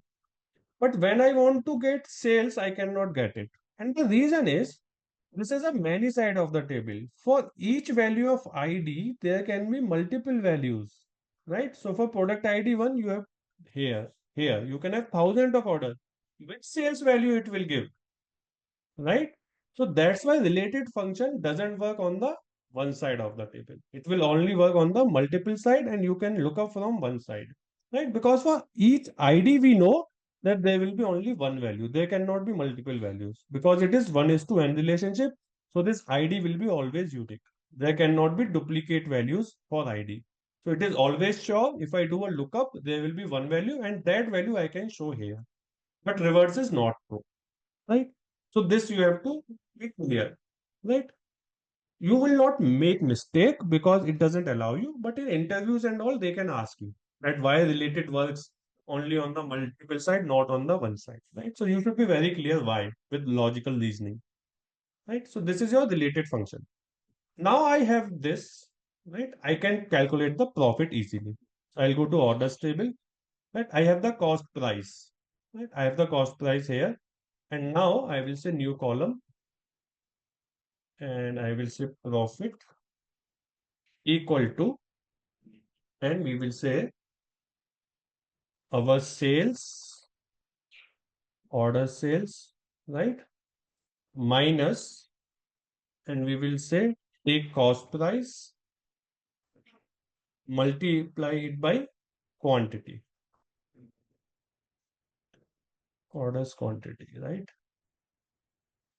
That's it. So this is my profit now. Let's go with that decimal place. Right? I have got the profit. How much profit I am making, right? So for this, let's say 377 is total sales. And then this is my profit. Cost price is 37. I sold 3 quantities. So it will be around 100 and something. And so we have the profit of 264. Right? You can verify it should be fine. And once we have this profit column, what we can do, let's make it, this is fine. So I'll create a explicit measure for this. I'll go here, new measure. I will say total profit equal to sum of profit, right? It is coming from orders table. It is a calculated column, right? And then anywhere I can take it. So let's say this is my total sales here. Let's add here total profit. Right? So it is showing me the total profit for each customer. This much profit I am generating customer wise, whatever you want, category wise profit or whatever. It is just like another measure. Like you have total sales, now you have total profit, and you can do all the analysis of your sales and profit, right? Great. Let's read once, right? What related function is. We discussed already, but let's read it once. Returns a related value from another table, right? We have to just give related column. So based on the relationship, it will bring the value. And we also understood why it works only on the multiple side of the table, not the one side. The related function requires that a relationship exists between the current table and the table with related information. You specify the column that contains the data that you want, and the function follows an existing many-to-one relationship to fetch the value from the specified column in a related table. If a relationship does not exist, you must create a relationship, right? So you need a relationship. Sorry. It works on the many side of the relationship to bring value from one side. The related function needs a row context. Therefore, it can only be used in the calculated column expression or iterators. We'll talk about iterators in a while. But basically, the idea is it needs a row context, right? So when we used it here, in the orders table and we got the profit, cost price, right? So we use the related function here, right? It's a calculated column. So which means it needs a row context, right? Row by row it will go, right? For first row, it will look up the product ID, give me the cost price. Look up the product ID from product table, give me the cost price. So it needs a row context. It works on the row by row, right? This is about related function. Now, before we move forward, I just want to mention that um, someone was asking that if we can apply a slicer to multiple pages. So you have this option of you click here, go to view and click on sync slicers, right? So if you click on it, it will ask where all you want to sync this slicer. So I can say on page 1, page 2, page 3, whatever page. I can choose the pages. So if I do this, what will happen if I go to page 2, right? It will start coming this. This filter will start applying on all the pages, right? It is coming here as well. So you click on this sync slicer. Now there are two options. You want to filter it on all the pages for that this. You want to see this slicer on all the pages for this is the option, right? So you can uncheck it, right? It will not be visible on other pages, but if you apply any filter, it will be synced to other pages as well, right? So you can use the sync slicer option to put a slicer which can impact all the pages, right? Okay, great. Okay, so here's the question. A customer category is defined based on number of orders placed by each customer, right? So we have solved this kind of question before. So if it is one order, then single order customer. If the orders are between 2 and 5, low frequency customer. Between 6 and 10, high frequency customer, and 10 plus loyal customers, right? So we can just do this using switch statement. So let me do it quickly. So we will go here, right? And we have lot of measures if you see. So sometimes what happens, you can have many measures, some in orders table you are creating, some in customer table, some in products table, right? And it can be very, doesn't look good, right? So what you can do is, you can create another table, empty table kind of thing, and move all the measures there so that all the measures are at one place, right? And it will be easy to search and work with them. It is okay to have in the specific table because they are specific to table, maybe related to that table, but some people will put in one place. So what you can do, you can go here and say enter data. You can create an empty table here and let's call it underscore measure so that it remains on top. When I say underscore, it will be at the top always. I have not entered any data, just created an empty table.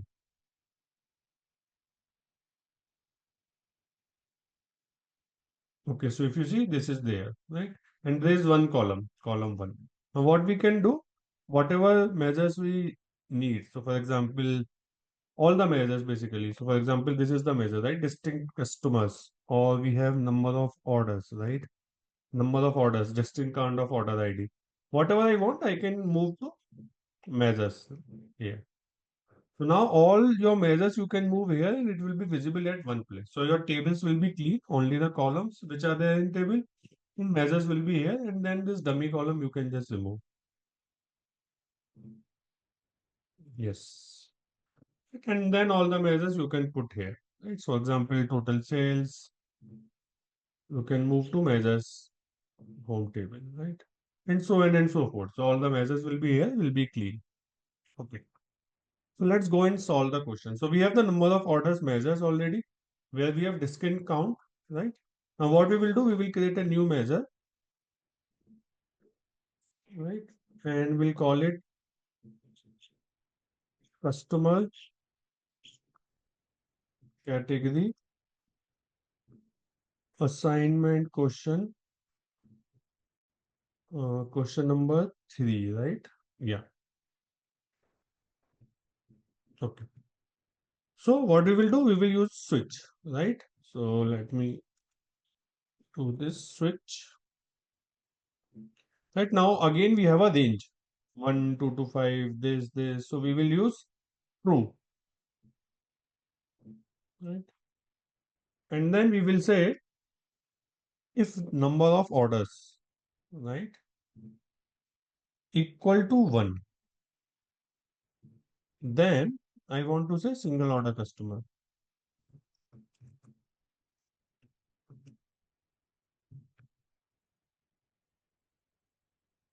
Great. Next, if it is less than or equal to 5, right? Let me just copy this, or let me take it to the next line.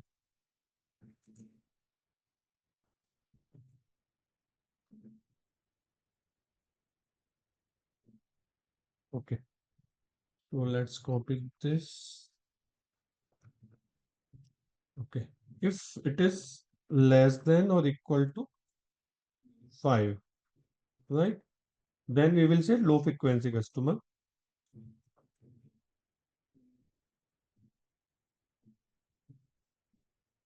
And then every time we have to press shift enter to go to the new line, right?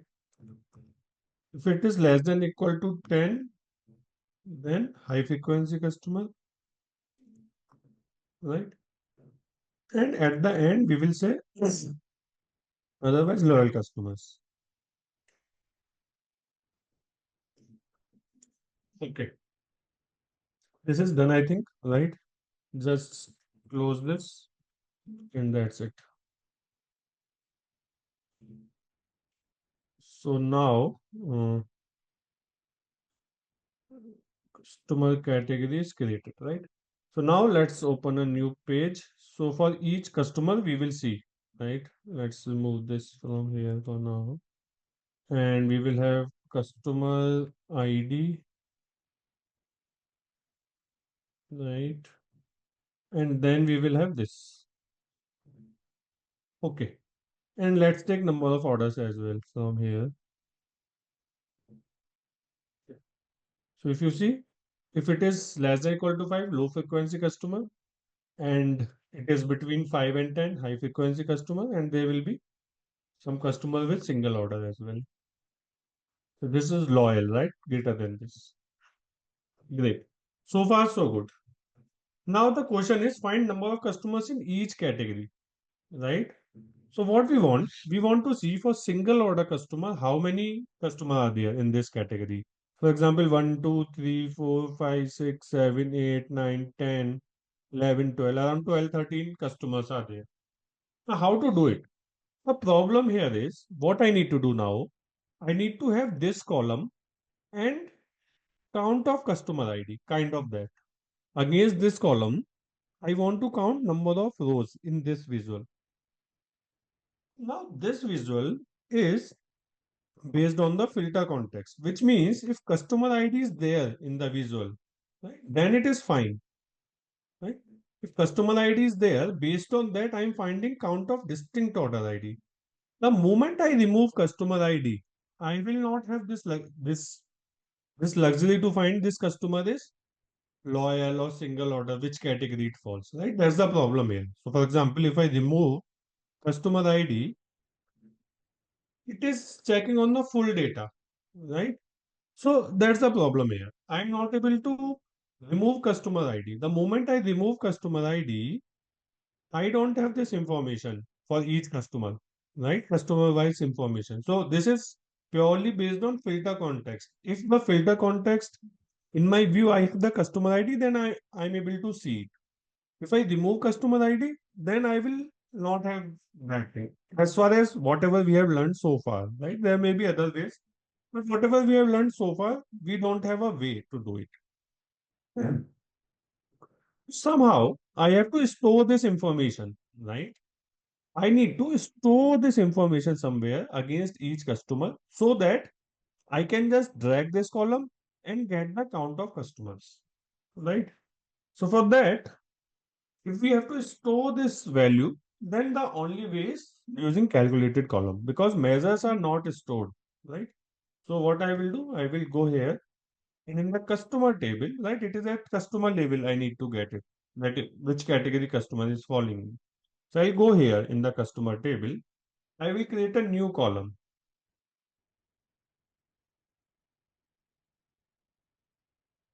Let me let it come.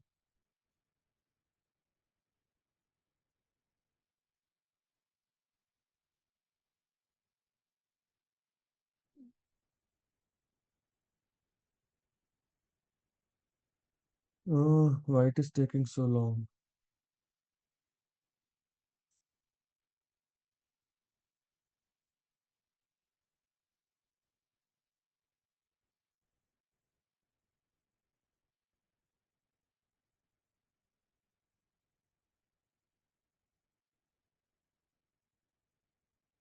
Hmm.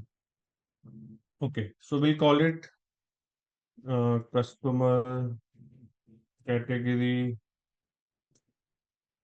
calculated column. Let's call it right. Now, before I write the expression, let's say I just write sum of sales, or let's say count distinct count of orders, right? Distinct count of order ID. So it is giving me 5009, 5009, 5009 for every customer, which is wrong, we know. Why?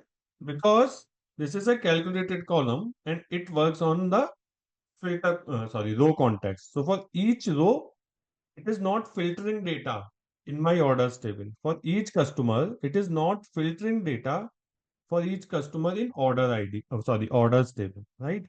So that is the problem. So what we need to do? We need to somehow convert this into a filter context so that for each customer, it filters the data in orders table and get me the count of distinct order ID. There are two ways of doing it. Either you wrap it in the calculate, right? We'll talk about calculate function more. But what calculate will do, it will convert row context into filter context. So now this each row is now this is working as a in a filter context, like a measure kind of thing, right? For each customer, it will go in the orders table, get me the order ID and see count of distinct order ID, right? So for each customer, I'm now getting the right data, right? Now another way of doing it is we know we have a measure already, right? Number of orders. And measure also works on filter context. So we can directly use this measure. So I will say number of orders.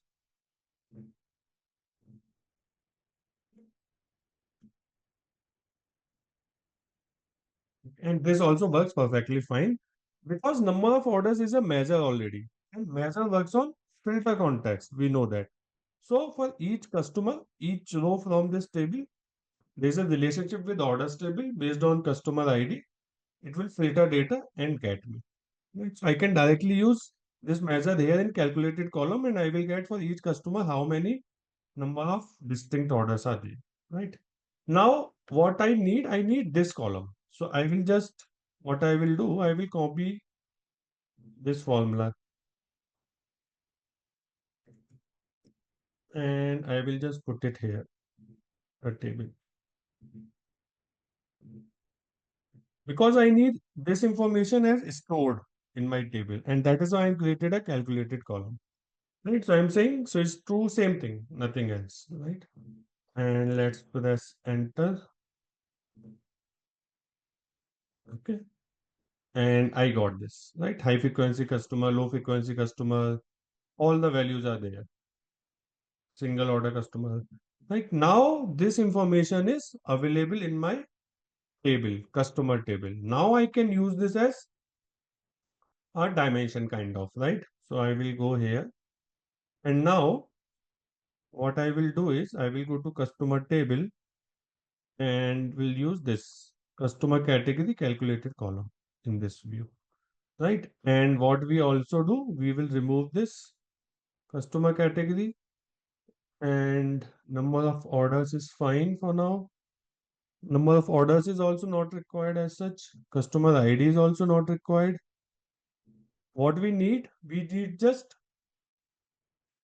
this number of rows in this. So I'll say number of rows, right? So if I just go here, count rows, right? Um, number rows. Yeah, total rows. Okay. No, not this one. Uh, I can just get, I think, so this is in customer table. So I just need to get count of rows from customer table, right? So let me create a measure. Number of customers equal to count of rows from customer table. Okay. And I will use this. Yeah. So this is giving me in high frequency customer category, there are 400 odd customer. In low frequency, this for loyal 49, single order 12, in total 792. Right? Because this information is stored now, right, in a customer table. So at customer ID level, I already have this information, right? So I need to use this as a filter context and get the number of customers. Okay, great. I hope this is clear. We'll take in the doubt section if you have any doubt on this question.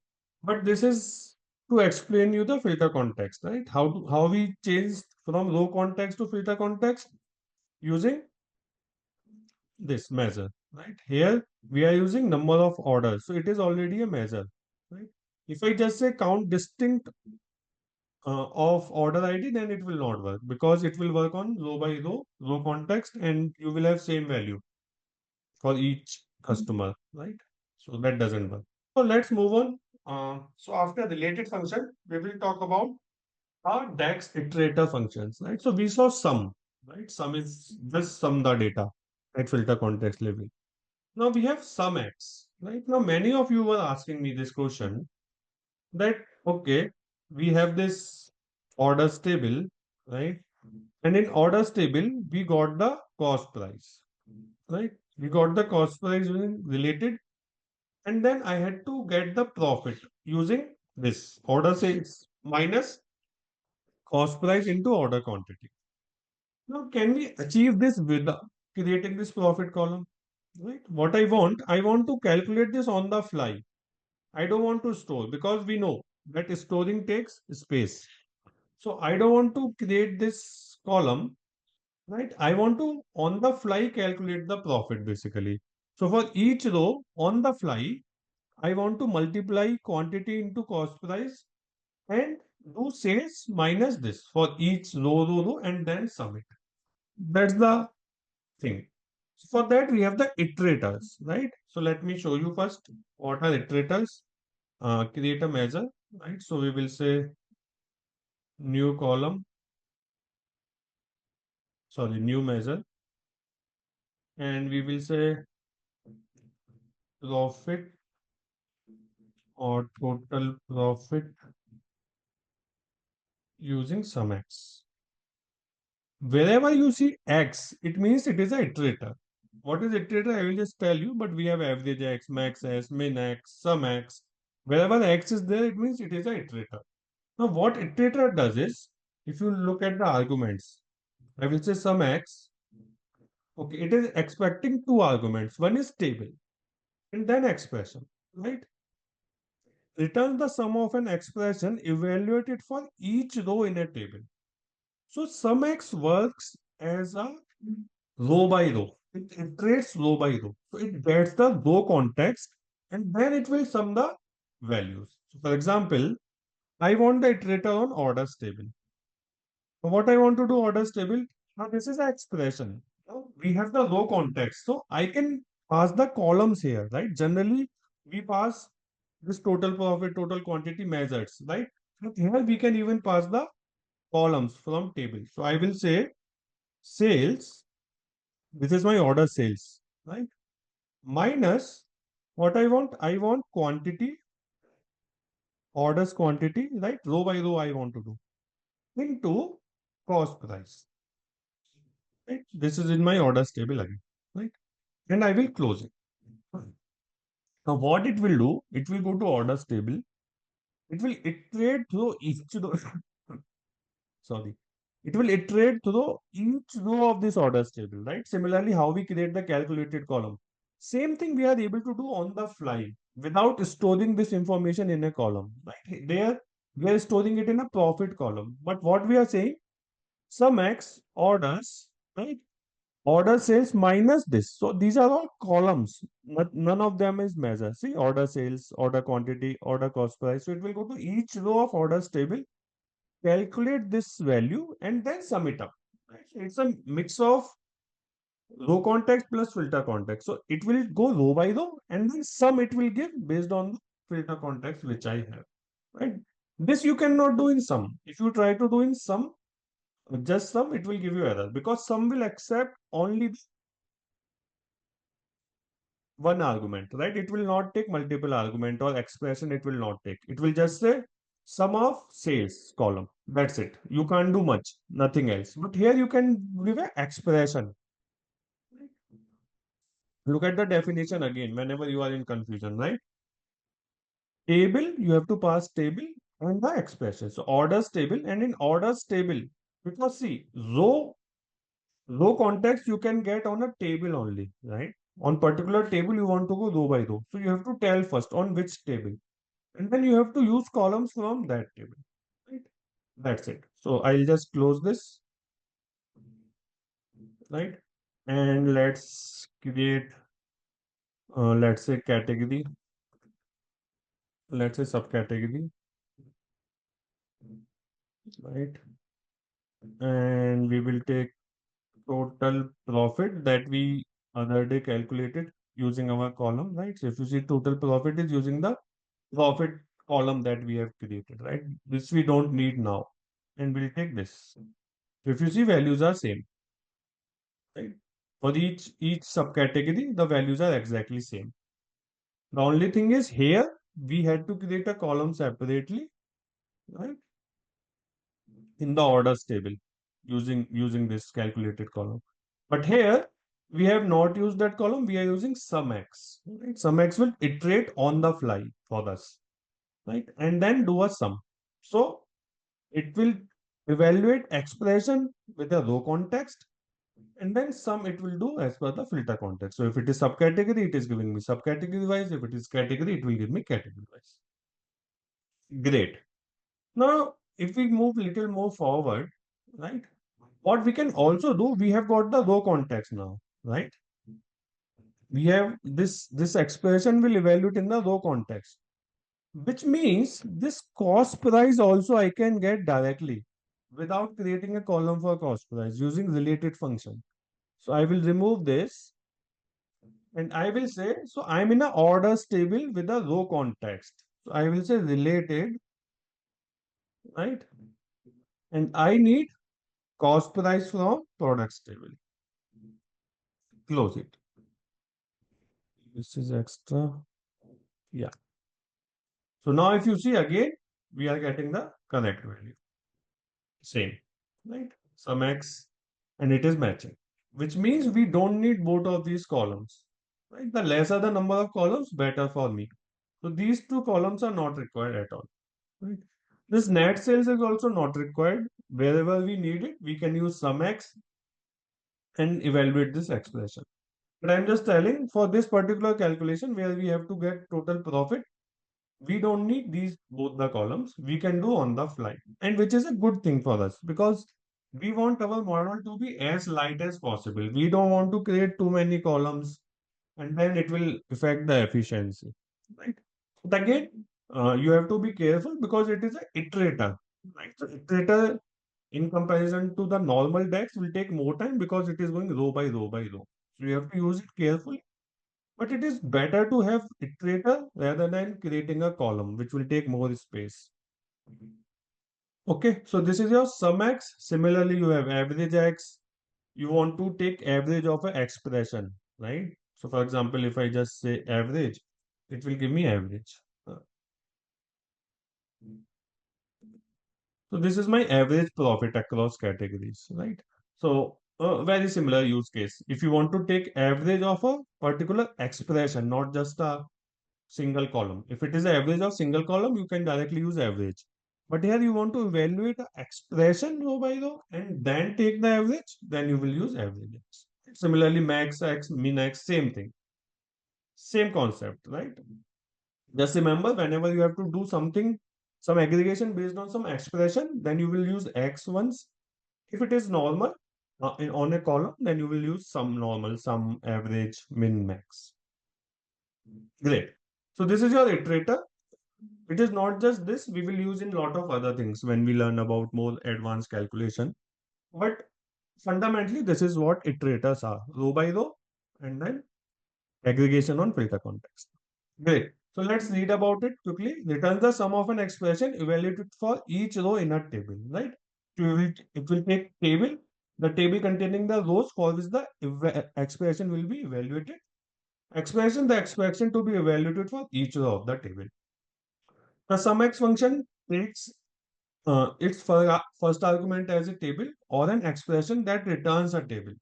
So first argument is a table, but we will learn some of the text which returns a table. So instead of a direct table, you can use those DAX as well. We will see later. The second argument is a column that contains the numbers you want to sum or an expression that evaluates to a column. Right? It is not necessary that you write an expression. If you just say quantity, it will also work. If I just say this, oh, let me just copy this. And what I will do, I will remove everything.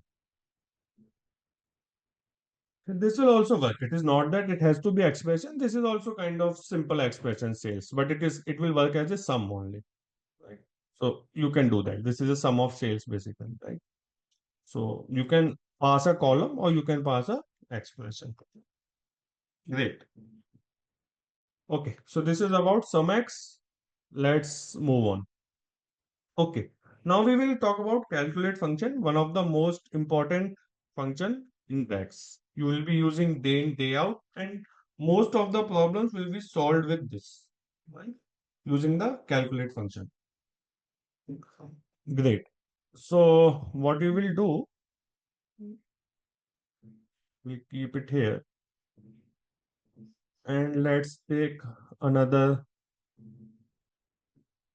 let's say subcategory. Let's take category. Keep it simple. Let's take category, right? Let's zoom it a bit. And I will take total sales. Total sales is nothing but sum of sales. Okay. Now what I want, right? What I want here is, I want a new column here, right? Which will tell me that in furniture category, right? What is the sales by female, right? And what is the sales by male in different columns, right? What I want in furniture category, what is the sales by female, and then I want to calculate female percent. Basically, I want in furniture category, what is the total sales percentage by female, right? In office supplies, what is the total sales percentage by females? In technology, what is the total sales percentage by female? Okay. So if I just want gender wise, I can add a column here. So for example, gender, I will add this, right? Let's go there and rearrange it. Okay. So looking at this, right, I can tell, okay, in furniture category, this is the sales by females and this is the sales by males, which is perfectly fine. Similarly, in office supplies, this is the sales by female, this is the sales by male, and so on and so forth. But how I will divide these two values? I mean, I want to divide this value with total furniture sales. If not total furniture sales, I don't have, first of all. Also, how I will divide? I want something like this. That gender column is not there, but somehow this is my total sales, and somehow if I get that in the next column, female sales, then I can divide and get the percentage, right? Life becomes easy. So let's do this using calculate column. Sorry, calculate DAX. I'll say new measure, and I will say total sales female. Okay. I will say calculate. I'll just explain how it works. So it takes two arguments. One is expression, what you want to calculate. So I want to calculate total sales. Second argument it takes, or it can take multiple arguments as filters. Right? So evaluates an expression in a context modified by filters. So I will say gender equal to F and close it. I'll just explain this. Let me just create this and take this here. So you see, this is my total sales. This is total sales by female. This is total sales by female. This is total sales by female in each of the category. Now, how it is working? What calculate does is, so you can pass multiple filters. So you can pass your expression here and then what filter you want to put. So it modifies your filter context. So you already have a filter context of category. Top of this, right? It will respect this filter context, right? On top of it, it will add one more filter of female. Right? So now for furniture category, you are seeing sales of females, sales by females, because we have put this filter. Right? We can put multiples. For example, I can also put, let's say, reason equal to, let's say, west. Right? And now if you see, it is further down. So which means in furniture category, in west region, what is the total sales by female? Right? So you can add multiple filters here. For now, we will just keep one just to have our problem solved. Right? So now, if I want to calculate percentage, it is easy, right? I will create a new column, new measure, and I will say female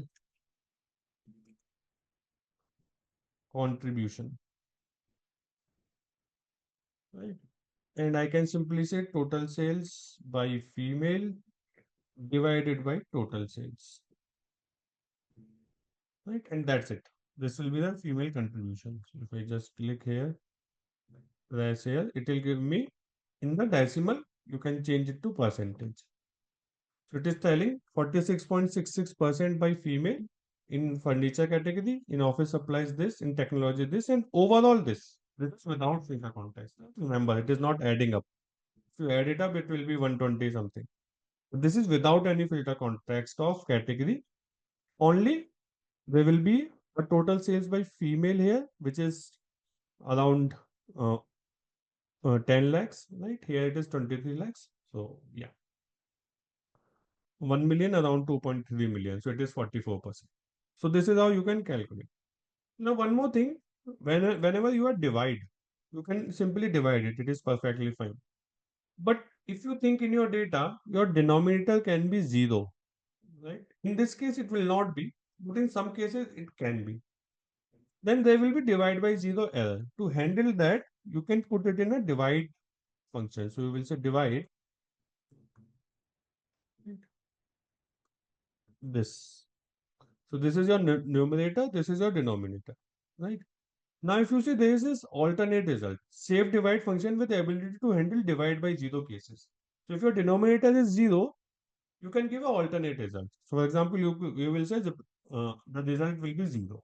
But if you don't give anything, it will give you blank, but it will not give you an error, right?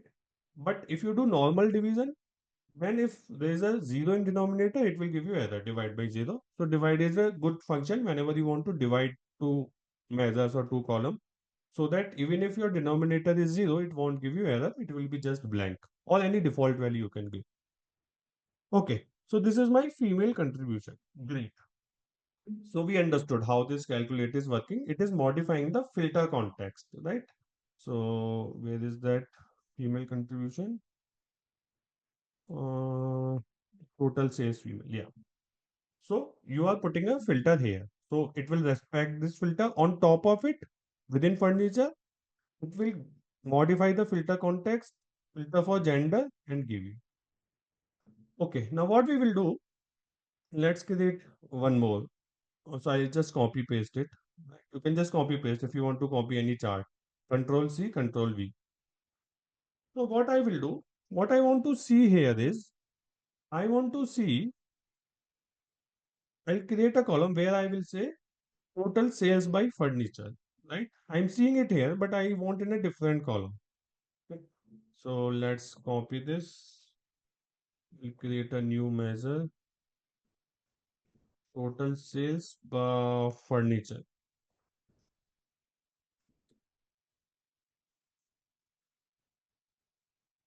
Okay.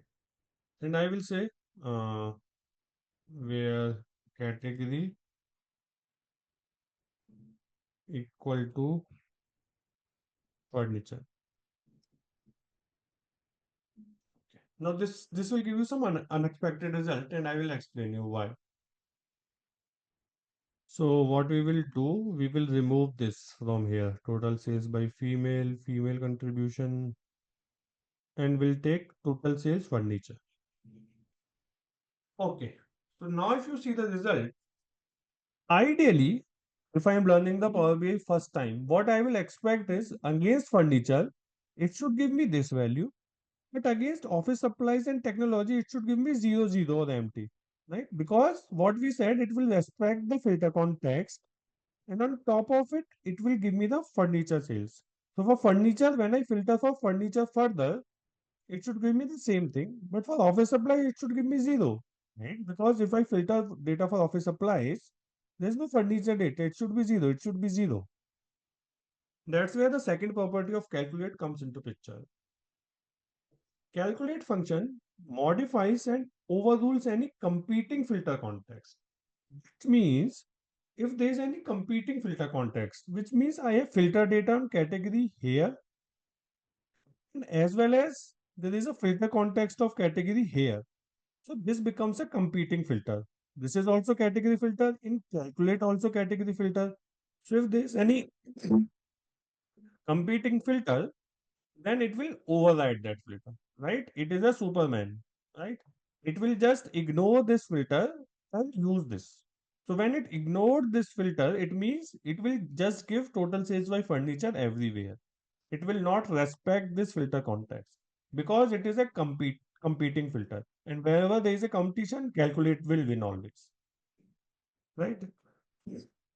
You will not use this kind of thing. Mostly you will use this kind of thing, right? But even if you are using, you should know it, right? When I was learning first time, I got confused why it is like this, right? It should give me 0, 0. But this is how it works. Okay, just give me 1 second.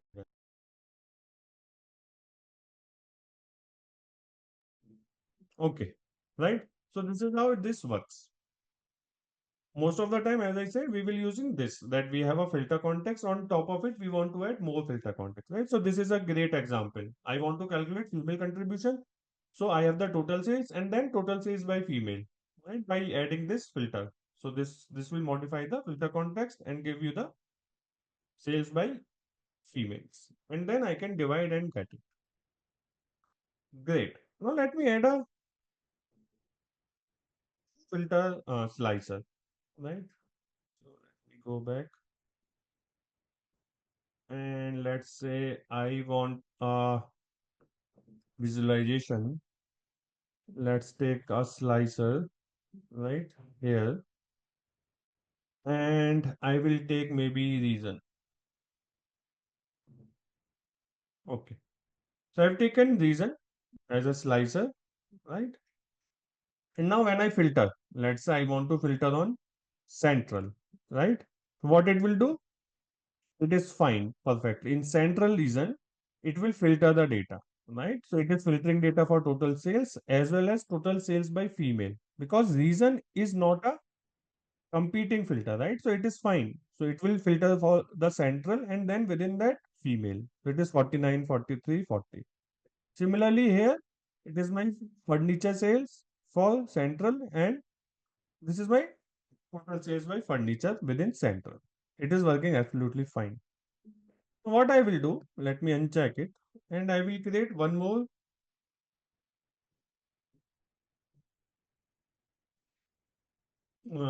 Let's take category this time. So I'll remove this and I will take category. Uh, category, right? Now again, if you see this category is a competing filter, right? Category is a competing filter here. So if I say furniture, right? Still you see it is giving me the total value, right? Even if I say office supplies, it is giving me total value of furniture because it is a competing filter again. So it will ignore this, right? So if I go back to the calculation, total sales by furniture, right? So if you see, this is a competing filter, right? Category, furniture, and here as well. So it will again overwrite it, right? Still, when I filter on office supplies, it is giving total sales of office supplies, but total sales furniture is not moving. It is same, right? If I check, see, it is 748. So it will give me that only. Again, because of the competing filter. But here it is fine. It is not a competing filter. The filter is on, in our calculate function, the filter is on gender column, right? So there is no competing filter. So whatever filter I put here, it will filter data and give me that perfectly fine. Okay. So when I say override the, overrules the competing filter, it is applies to this filter context, or if I apply an external filter like on slicer, right? So it is applies to both. Great. We will see a lot of uses of calculate function, but for now, fundamentally, this is how it is. This is how it works. You have to give filters and it will modify the filter context and give you, and if there is any competing filter, it will overrule it. Simple, right? No complication so far. Great. Let's create a new page now. Not too much here, right? Now my next requirement is, let me maybe copy this, or it's fine. We'll create a new one. Okay, let me take subcategory this time and let's take total sales. Okay, now my next requirement is this. But I have subcategory wise total sales. For accessories, this is the total sales. For employees, this is the total sales. What I want to see, percentage contribution by each subcategory. So my total sales is 2.3 million. I want to get the percentage here that what percentage of sales is by accessories. So that number will be something like of this number 167380 divide by total sales. Similarly for appliances, this sale divide by total sale, right? Again, if there is a way that I can get a new column and get the total sales here, this will solve my problem. Similar to how we got the percentage sales by female and we divide it. Similarly, if I get this total here, now this is without filter context, right? But this is coming with filter context. So somehow I want to ignore this filter context in the new column and get full value here, right? And this is where all function come into picture, right? It works with the calculate. So let's read about it quickly, right? Returns all rows in a table or all the values in a column, ignoring any filters that might have been applied. This function is useful for clearing filters and creating calculations on all the rows in a table, right? So let's do it. So we will say new measure and we'll say all sales using all function or all sales is fine. Right? Now I will say calculate total sales, right? Remember it modifies the filter context, right? So I will pass all. So what I'm telling is take all the rows of orders table, right? All means take all the rows of all table irrespective of filter context, right? So it will ignore this filter context and give me overall total sales, right? So I will just say all sales here. Now if you see, I am getting overall sales here, 2341, and it is therefore against each subcategory or whatever I take here. Right? So it is now is fine. I can again use divide total sales divide by all sales, right? So this all is removing any filter context. Let's read it again.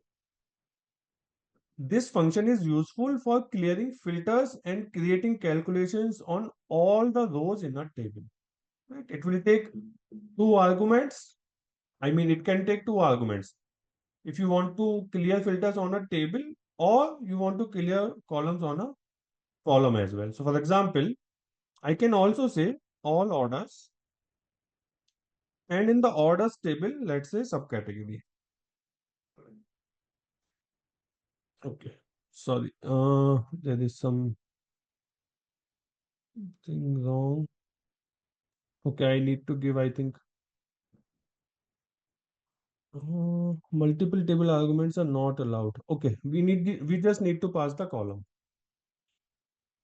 Okay, I think this should be fine. Yeah. So now when I do this, it will clear filter on subcategory only, which is fine. But if I use something else, for example, if I use category instead of subcategory, so I will remove this and say category. Right. Now, if you see this is not working, see it is giving me the same sales. Why? Because here I'm saying clear filter on subcategory. So it is not clearing the category filter. It will only clear the subcategory filter, right? So if I change it to category, then it will work. I will say category, and then it is fine, right? Or if I just say, or if I just give a table name, then it will clear filter of any column. So I'll say all and then orders table. So any filter from orders table, it will just clear it.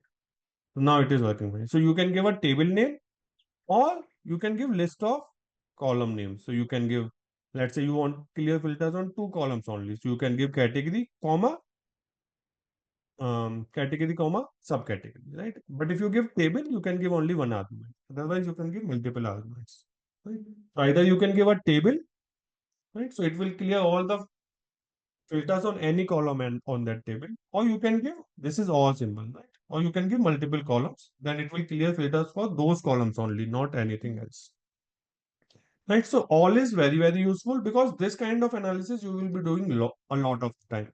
Right. Each category, how much percentage it is contributing, or office supplies, how much it is contributing, and so on and so forth. Right. So this is your all function, very important function. A lot of times you will be using it. Right.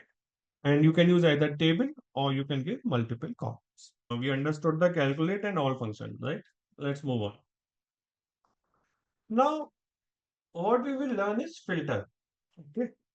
So returns a table that represent a subset of another table or expression. So I have been talking that there are two kinds of DAX. One which returns a scalar value and another which returns a table. Now filter is so far whatever we discussed, all of them returns a value, right?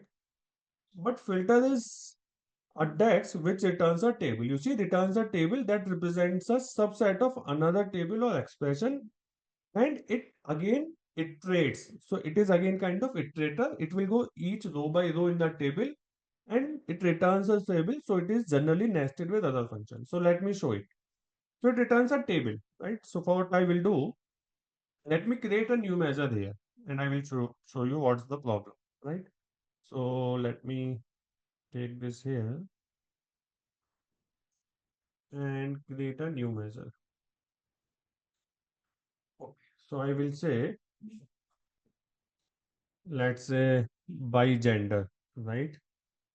So we had female sales. So let's do female sales. Total sales females using filter. Instead of calculate, I'm using filter function. Right? And let's see if we can do that. I'll say filter, right? Now it's asking for the table. That on which table you want to apply the filter. So I will say I want to apply filter on orders table. Okay. And filter expression gender. Sorry, it is from the products table. And I want to say gender filter products where gender. Why gender is not coming? Products gender. Oh, sorry, it is customer table. My bad. Gender is in customer table. Customer gender. My bad. Sorry guys. Customers gender. Right. Gender equal to female. Okay. So what I'm saying, go to customer table, right? And give me all the records where customer gender equal to female. Right? I'm just saying that. It says the expression refers to multiple columns. Columns cannot be converted to a scalar value. So this is returning a table basically, right? If it returns a table, I cannot use directly as a measure, right? Because measure should return a scalar value so that it can show against furniture this, again office supplies this, based on the filter context. But this returns a table. So what we will do, I will copy this, Control C. I will go to the table view, right? I will say create a new table and let's call it female orders. Right? This is a new table now. And I will give this filter customers table where customer gender equal to female. Now, if you see, I am getting 366 rows. We had something 761 customers total, but basically what it is doing, it is going to customer table, right? And for each customer, for each row, it is going and checking if gender is female or not. Right? So it will go row by row by row. For each row, it will check if the gender is female or not. Right? It is different from calculate. Calculate is modifying the filter context. It is not going row by row, right? So it is using those relationship and filtering the data. But customer table, when I use filter, it returns a filter with the subset of data. Again, you can give multiple filters here, right? But if you give a filter, it will filter the data and give you the value. Right now, I can use this along with the calculate. So what I can do, I can say calculate total sales, right, on this filtered data, right? So now it is not giving me any error. So what I will do, I will take category,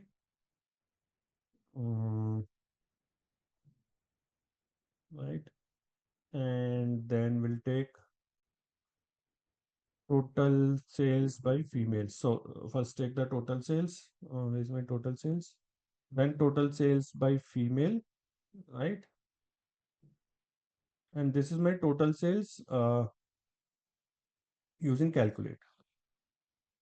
Let me take this, right? So if you see, both are same, right? We'll see some example why we need filter, but it is giving me the same value, right? So what essentially it is doing, it is it is what it is doing, it is taking the total sales, right, filtering the data of the customer table, iterating row by row, it is going and filtering data for female, and then for this data only for these customers, right, only for these customers it will give me total sales, right? So this is how it is working. You can write it in another way. Okay, so let me just copy this, new measure, right,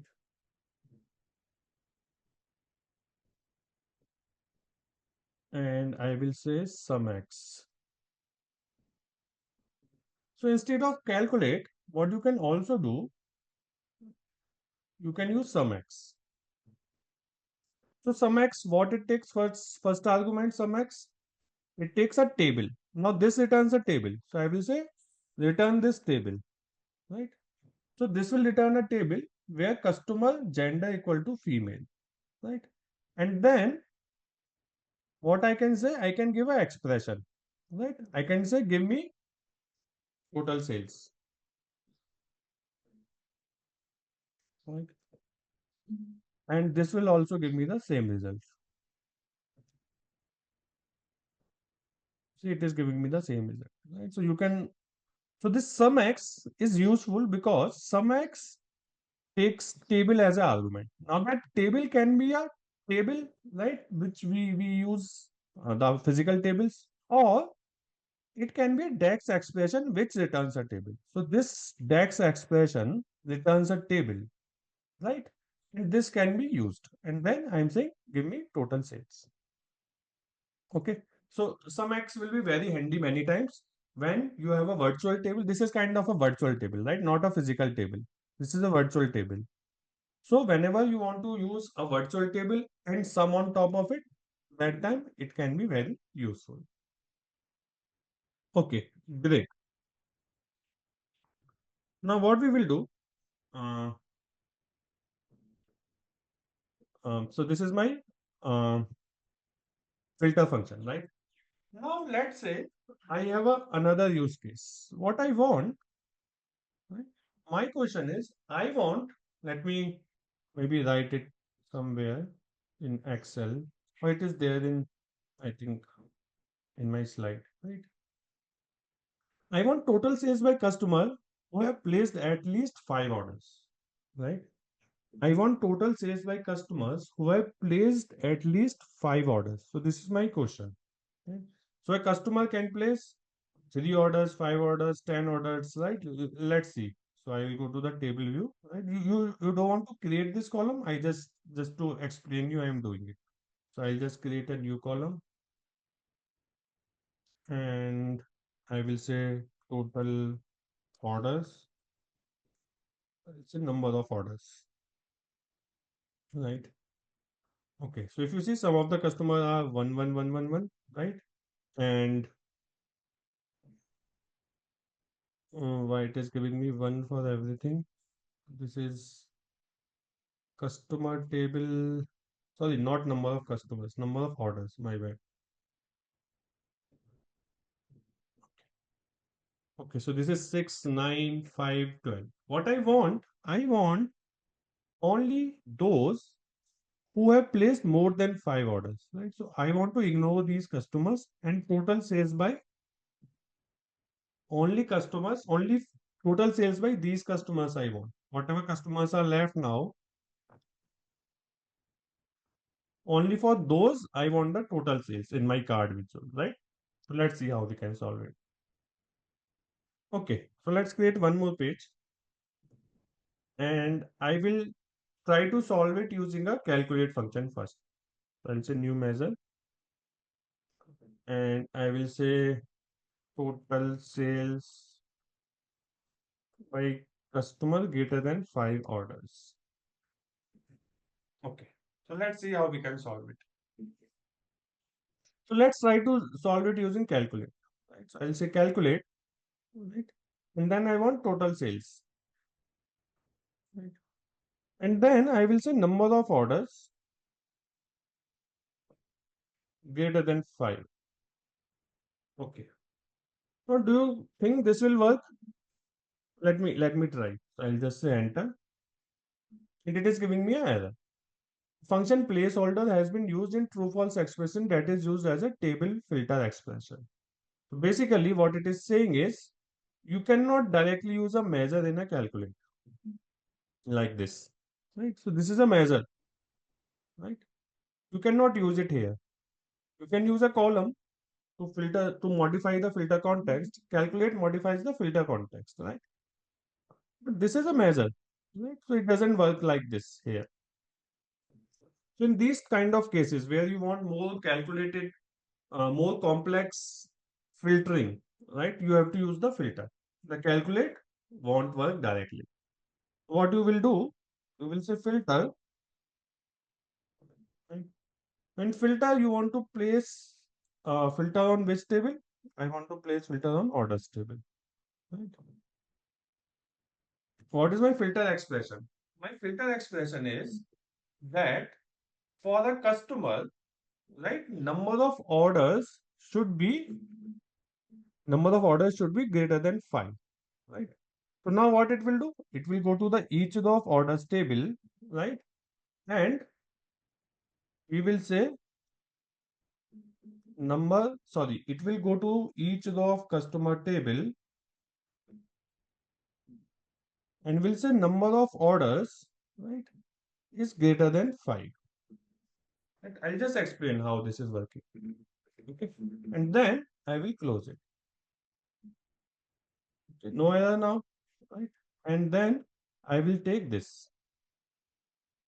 So if I just change it to card visual, it is giving me 1.72 million.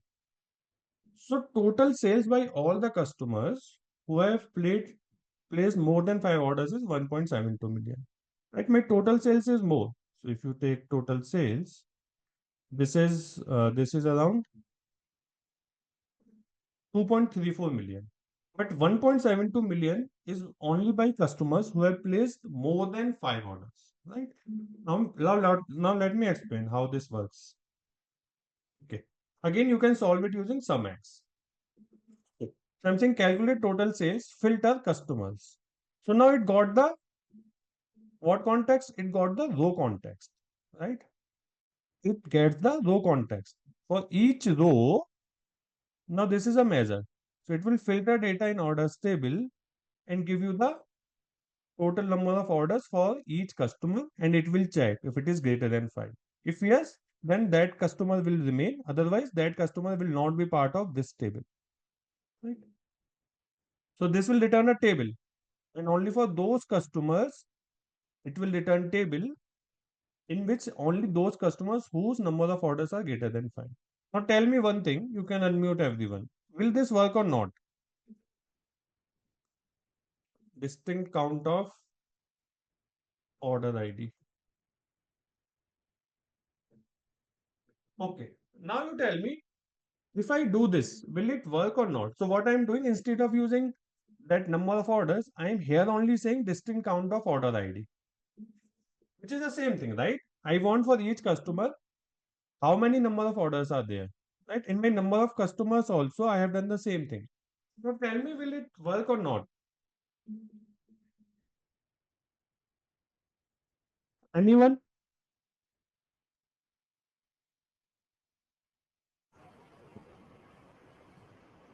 It will work.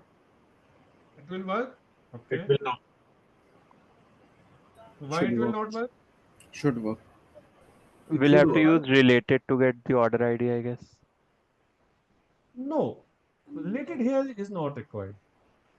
So Because this is from customer table. I'm filtering data in orders table. So we have the relationship. When I need something in orders table from customer table, then I need, right? Related.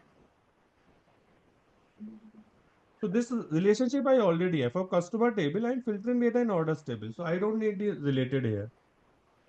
filter is working on It will work, but row whatever I think above 5, right? It will be count for. I think the values will be distinct after the 5. Maybe it will work for the distinct count. Okay. Let's see. Okay, so I'll just press enter and see will it work or not. So currently it is 1.72 million, right? Column references argument. What is that error? Okay, I think we are missing one bracket. This is extra. Yeah. So it is giving me total 2.34 million. Can anyone explain me why it is not working? But when I use this, which is also a same thing, right? If I take number of orders, right? This is also distinct count. So when distinct count, I'm using this, it is working. But when I'm doing here, it is not working. Can anyone explain why? It is the same thing, isn't it? There also I'm doing distinct count. Here also I'm doing distinct count. That is working, this is not working.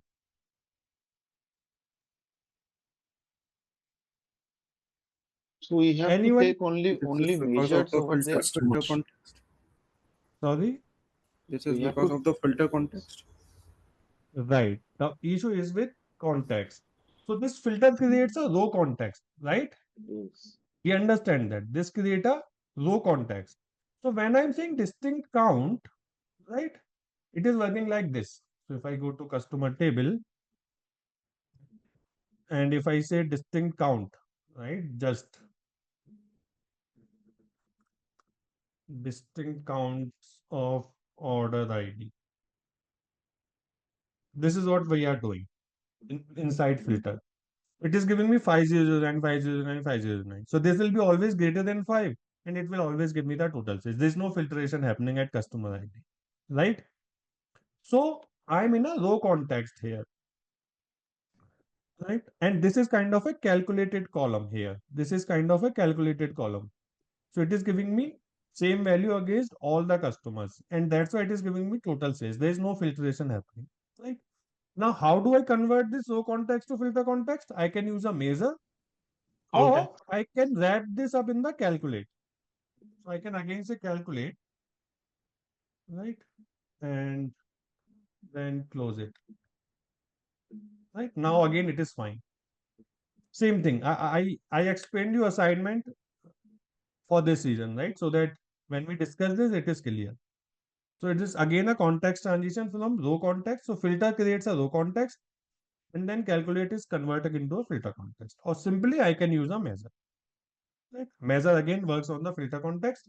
So if I go back, this will also work. Yeah, 1.72 million. Okay, so filter creating the row context and then number of order is a measure. It will create a filter context and by context transition, and for each customer it will filter. You can use it directly here. So, but again, there might be a problem if you want to create a table, but that's fine. So if I just go here and create a table, one more new table, customers greater than 5 orders, right? I want to create a table of customers. I can say filter customer table, number of orders greater than 5, right? So it will give me 464 rows. These are the customers which have more than 5 orders. So if I just fix this, this is okay. So let's what I will do, I'll just say number of orders. I need number of orders basically just to validate.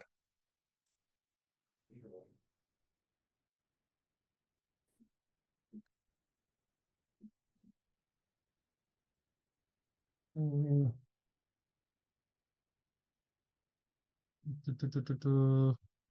Let me remove it. Not sure what I have done.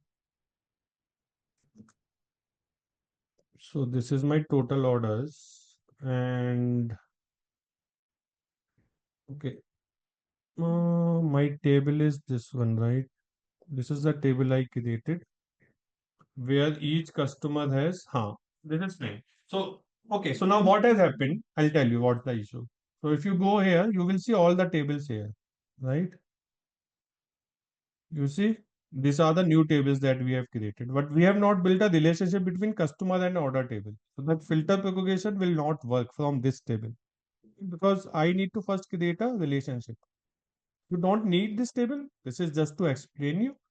But if you want to create a new column which propagates filter to orders table, you will have to first create a relationship. I have not created that relationship and that's why it was not working. Okay, great. So this is your filter, right? Let's see one more example, which where we can solve using uh, filter but not using calculator, right? And in future we will see a lot of other examples as well. But it is important, right? Because initially you get confused. Okay, why we need filter when we can do filtration using calculator? So if you remember, we created this measure, right? Customer category. Let's say this one, right? So customer category is this, right? If total sales is less than 100, then low value customer. If less than 1000, then medium value customer, otherwise premium customer, right? So we have this measure already. Now what I want to see total sales by premium customers, right? Which is similar thing. Here, I calculated that greater than 5 orders, right? But here, I just want to use this measure, existing measures, right? And I want to say total sales by premium customers. Okay. So let's do that. Okay. So I will say measure, new measure. I'll We'll say total sales by premium customers. Okay, so again calculate, or you can use SUMX. And what we will do, we will say total sales, right? And I will say customer. Now, what I should do here, right? I want sales by premium customers, the customers who have the premium customers. So how do I solve this, right? How do I solve it? Here, I want to say customer category switch, right? Where is customer category switch? This one. No, customer category. Which column we used? Second. Customer category switch. Customer category. Yeah, this one. Right? And I want to say equal to premium. Right?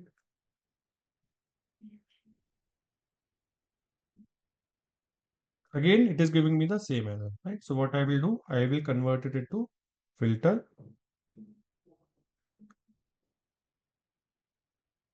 Filter orders table. Filter customers table, comma, right? And this should be premium. And I think this should be fine. Yeah. So now, if I say total sales by premium customers, there is something wrong. Let's see what we have done. Filter premium is fine. Let's see separately if we have done some spelling mistake. Customer category. Customer category switch.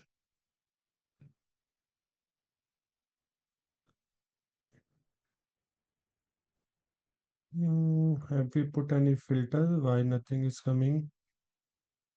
Let me put customer ID. Let's change it to table. Yeah, this is fine. Premium, medium. Okay, it is premium customer, not just premium. Okay, so fine. So we will go here. Premium customer.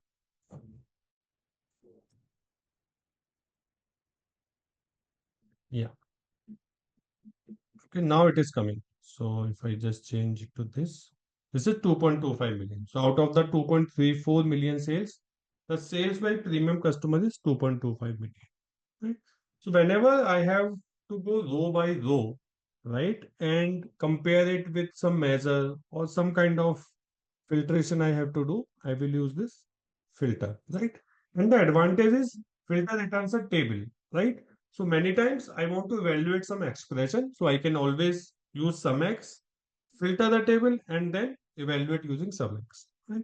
So this is the difference. Calculate, but modify the filter context, but filter will go row by row by row and filter the data. And accordingly, you will see the result. Okay, so this is about filter. Again, we will solve a lot of questions of DAX, and this will be very handy. Right? So you can give multiple filter condition. So filter iterates through each row in table. It returns a table, so it is generally nested with other functions like calculate, SUMX that requires a table as an argument, right? So you cannot directly use it because it will return a table. On that table, you want some kind of aggregation to get the scalar value. Right? So either you do in calculate or along with SUMX. If you directly use it, then you can create a table. Right? It will return a table and you can go to the table view, create a table. Right? But if you are creating a measure, then it has to be along with calculate or SUMX so that you return a scalar value, not a table. Okay, great. So this is about filter. We'll see more examples later. Okay. Now This is an important one. Use relationship. So if you remember, right? If I go to this model view, if you remember, we have this date table, right? Let me mark it as date table. So we should mark it as date table, right? I explained earlier. I will go through it again later. But basically, we have two relationships. You remember? One is with order date, right? And then with ship date, in which is inactive. With ship date, it is inactive, right? Now again, calculate will come into picture here. What we want to see against, so we want order date wise total sales and ship date by total sales, right? So if I just use date from calendar table, right, and I use total sales, this is giving me sales X per the order date because that is the active relationship, right? Now what I want to see, I want to see sales by ship date. Now that is inactive, right? So what we can do, we can use this use relationship DAX and use that relationship instead of that order date relationship to get the total sales, right? So let me create a new measure and we'll call it total sales by ship date. Okay. So we'll say calculate. Again, we are modifying the filter context and we'll say total sales. Right? And we'll say use relationship. Right? And now I have to tell which relationship I want to use. So I am saying use ship date to date. So there should be a relationship between these two, inactive at least, right? Then it will work. Otherwise, it will not work. Okay. So you are saying use this relationship between ship date and calendar date. Now, if I press enter and if I take this, now if you see, it is different, right? So it means on 27th, total sales was this, but there was no ship, right? There was no shipping, right? Similarly, if you come here you are seeing on 1st of May, there is some total sales and total sales as per ship date as well, right? We can verify the data. For example, 27, 28, 29, 30, there shouldn't be any ship date related data. So I will go to the orders table. There are too many tables now and it becomes little difficult to navigate. Okay, so we'll say ship date, sort ascending. So if you see the first ship date is 1st of May, right? And if I go here, it is the 1st of May. So before that, you are not seeing anything. Right? On 1st of May, there are these two orders, right? Total sales is around 16 plus 12, around 29 something, right? And it is showing you 29. Right? On 2nd of May, there was no shipping. So it is, sorry, there was no order, but shipping was there. Right? So that's how it works. So we discussed, right, that how we use this relationship to create total sales. So for that, we need to use this one. Is ship date, right? So you will use relationship along with calculate. There are a lot of other DAX we will learn which works along with calculate. For example, all we saw, right? All also returns a table, right? All also returns a table. So let me just show you. So if I just go here and I will say new table, right? All orders, I'll say all, right? Returns all rows in a table, right? So if I just give orders here, it is just returning all rows, but it is also filtering clearing the filter context. That is fine. But what I'm saying, all also returns a table, similar to filter. Filter also returns a table, all also returns a table, right? So when you are using calculate, right? When you are using calculate, right? You can either pass a filter, right? This is a proper filter, or you can pass a table expression, and whatever that table is returning, as per that it will filter data, right? So in this case, it is filtering data for vendor F, and whatever customer IDs will be remaining, for that it is giving you total sales, right? So this is how it works. I want to discuss one more thing before we close the session, right? So if I just come back here, okay. So it is showing you total sales by customers who have placed at least 6 orders or greater than 5 orders, which is fine, right? Let me just move it. So this is my total sales, 1.72 million total sales by the customers who have placed more than 5 orders. What I will do, I will create this. I'll take customer ID from orders table. Okay.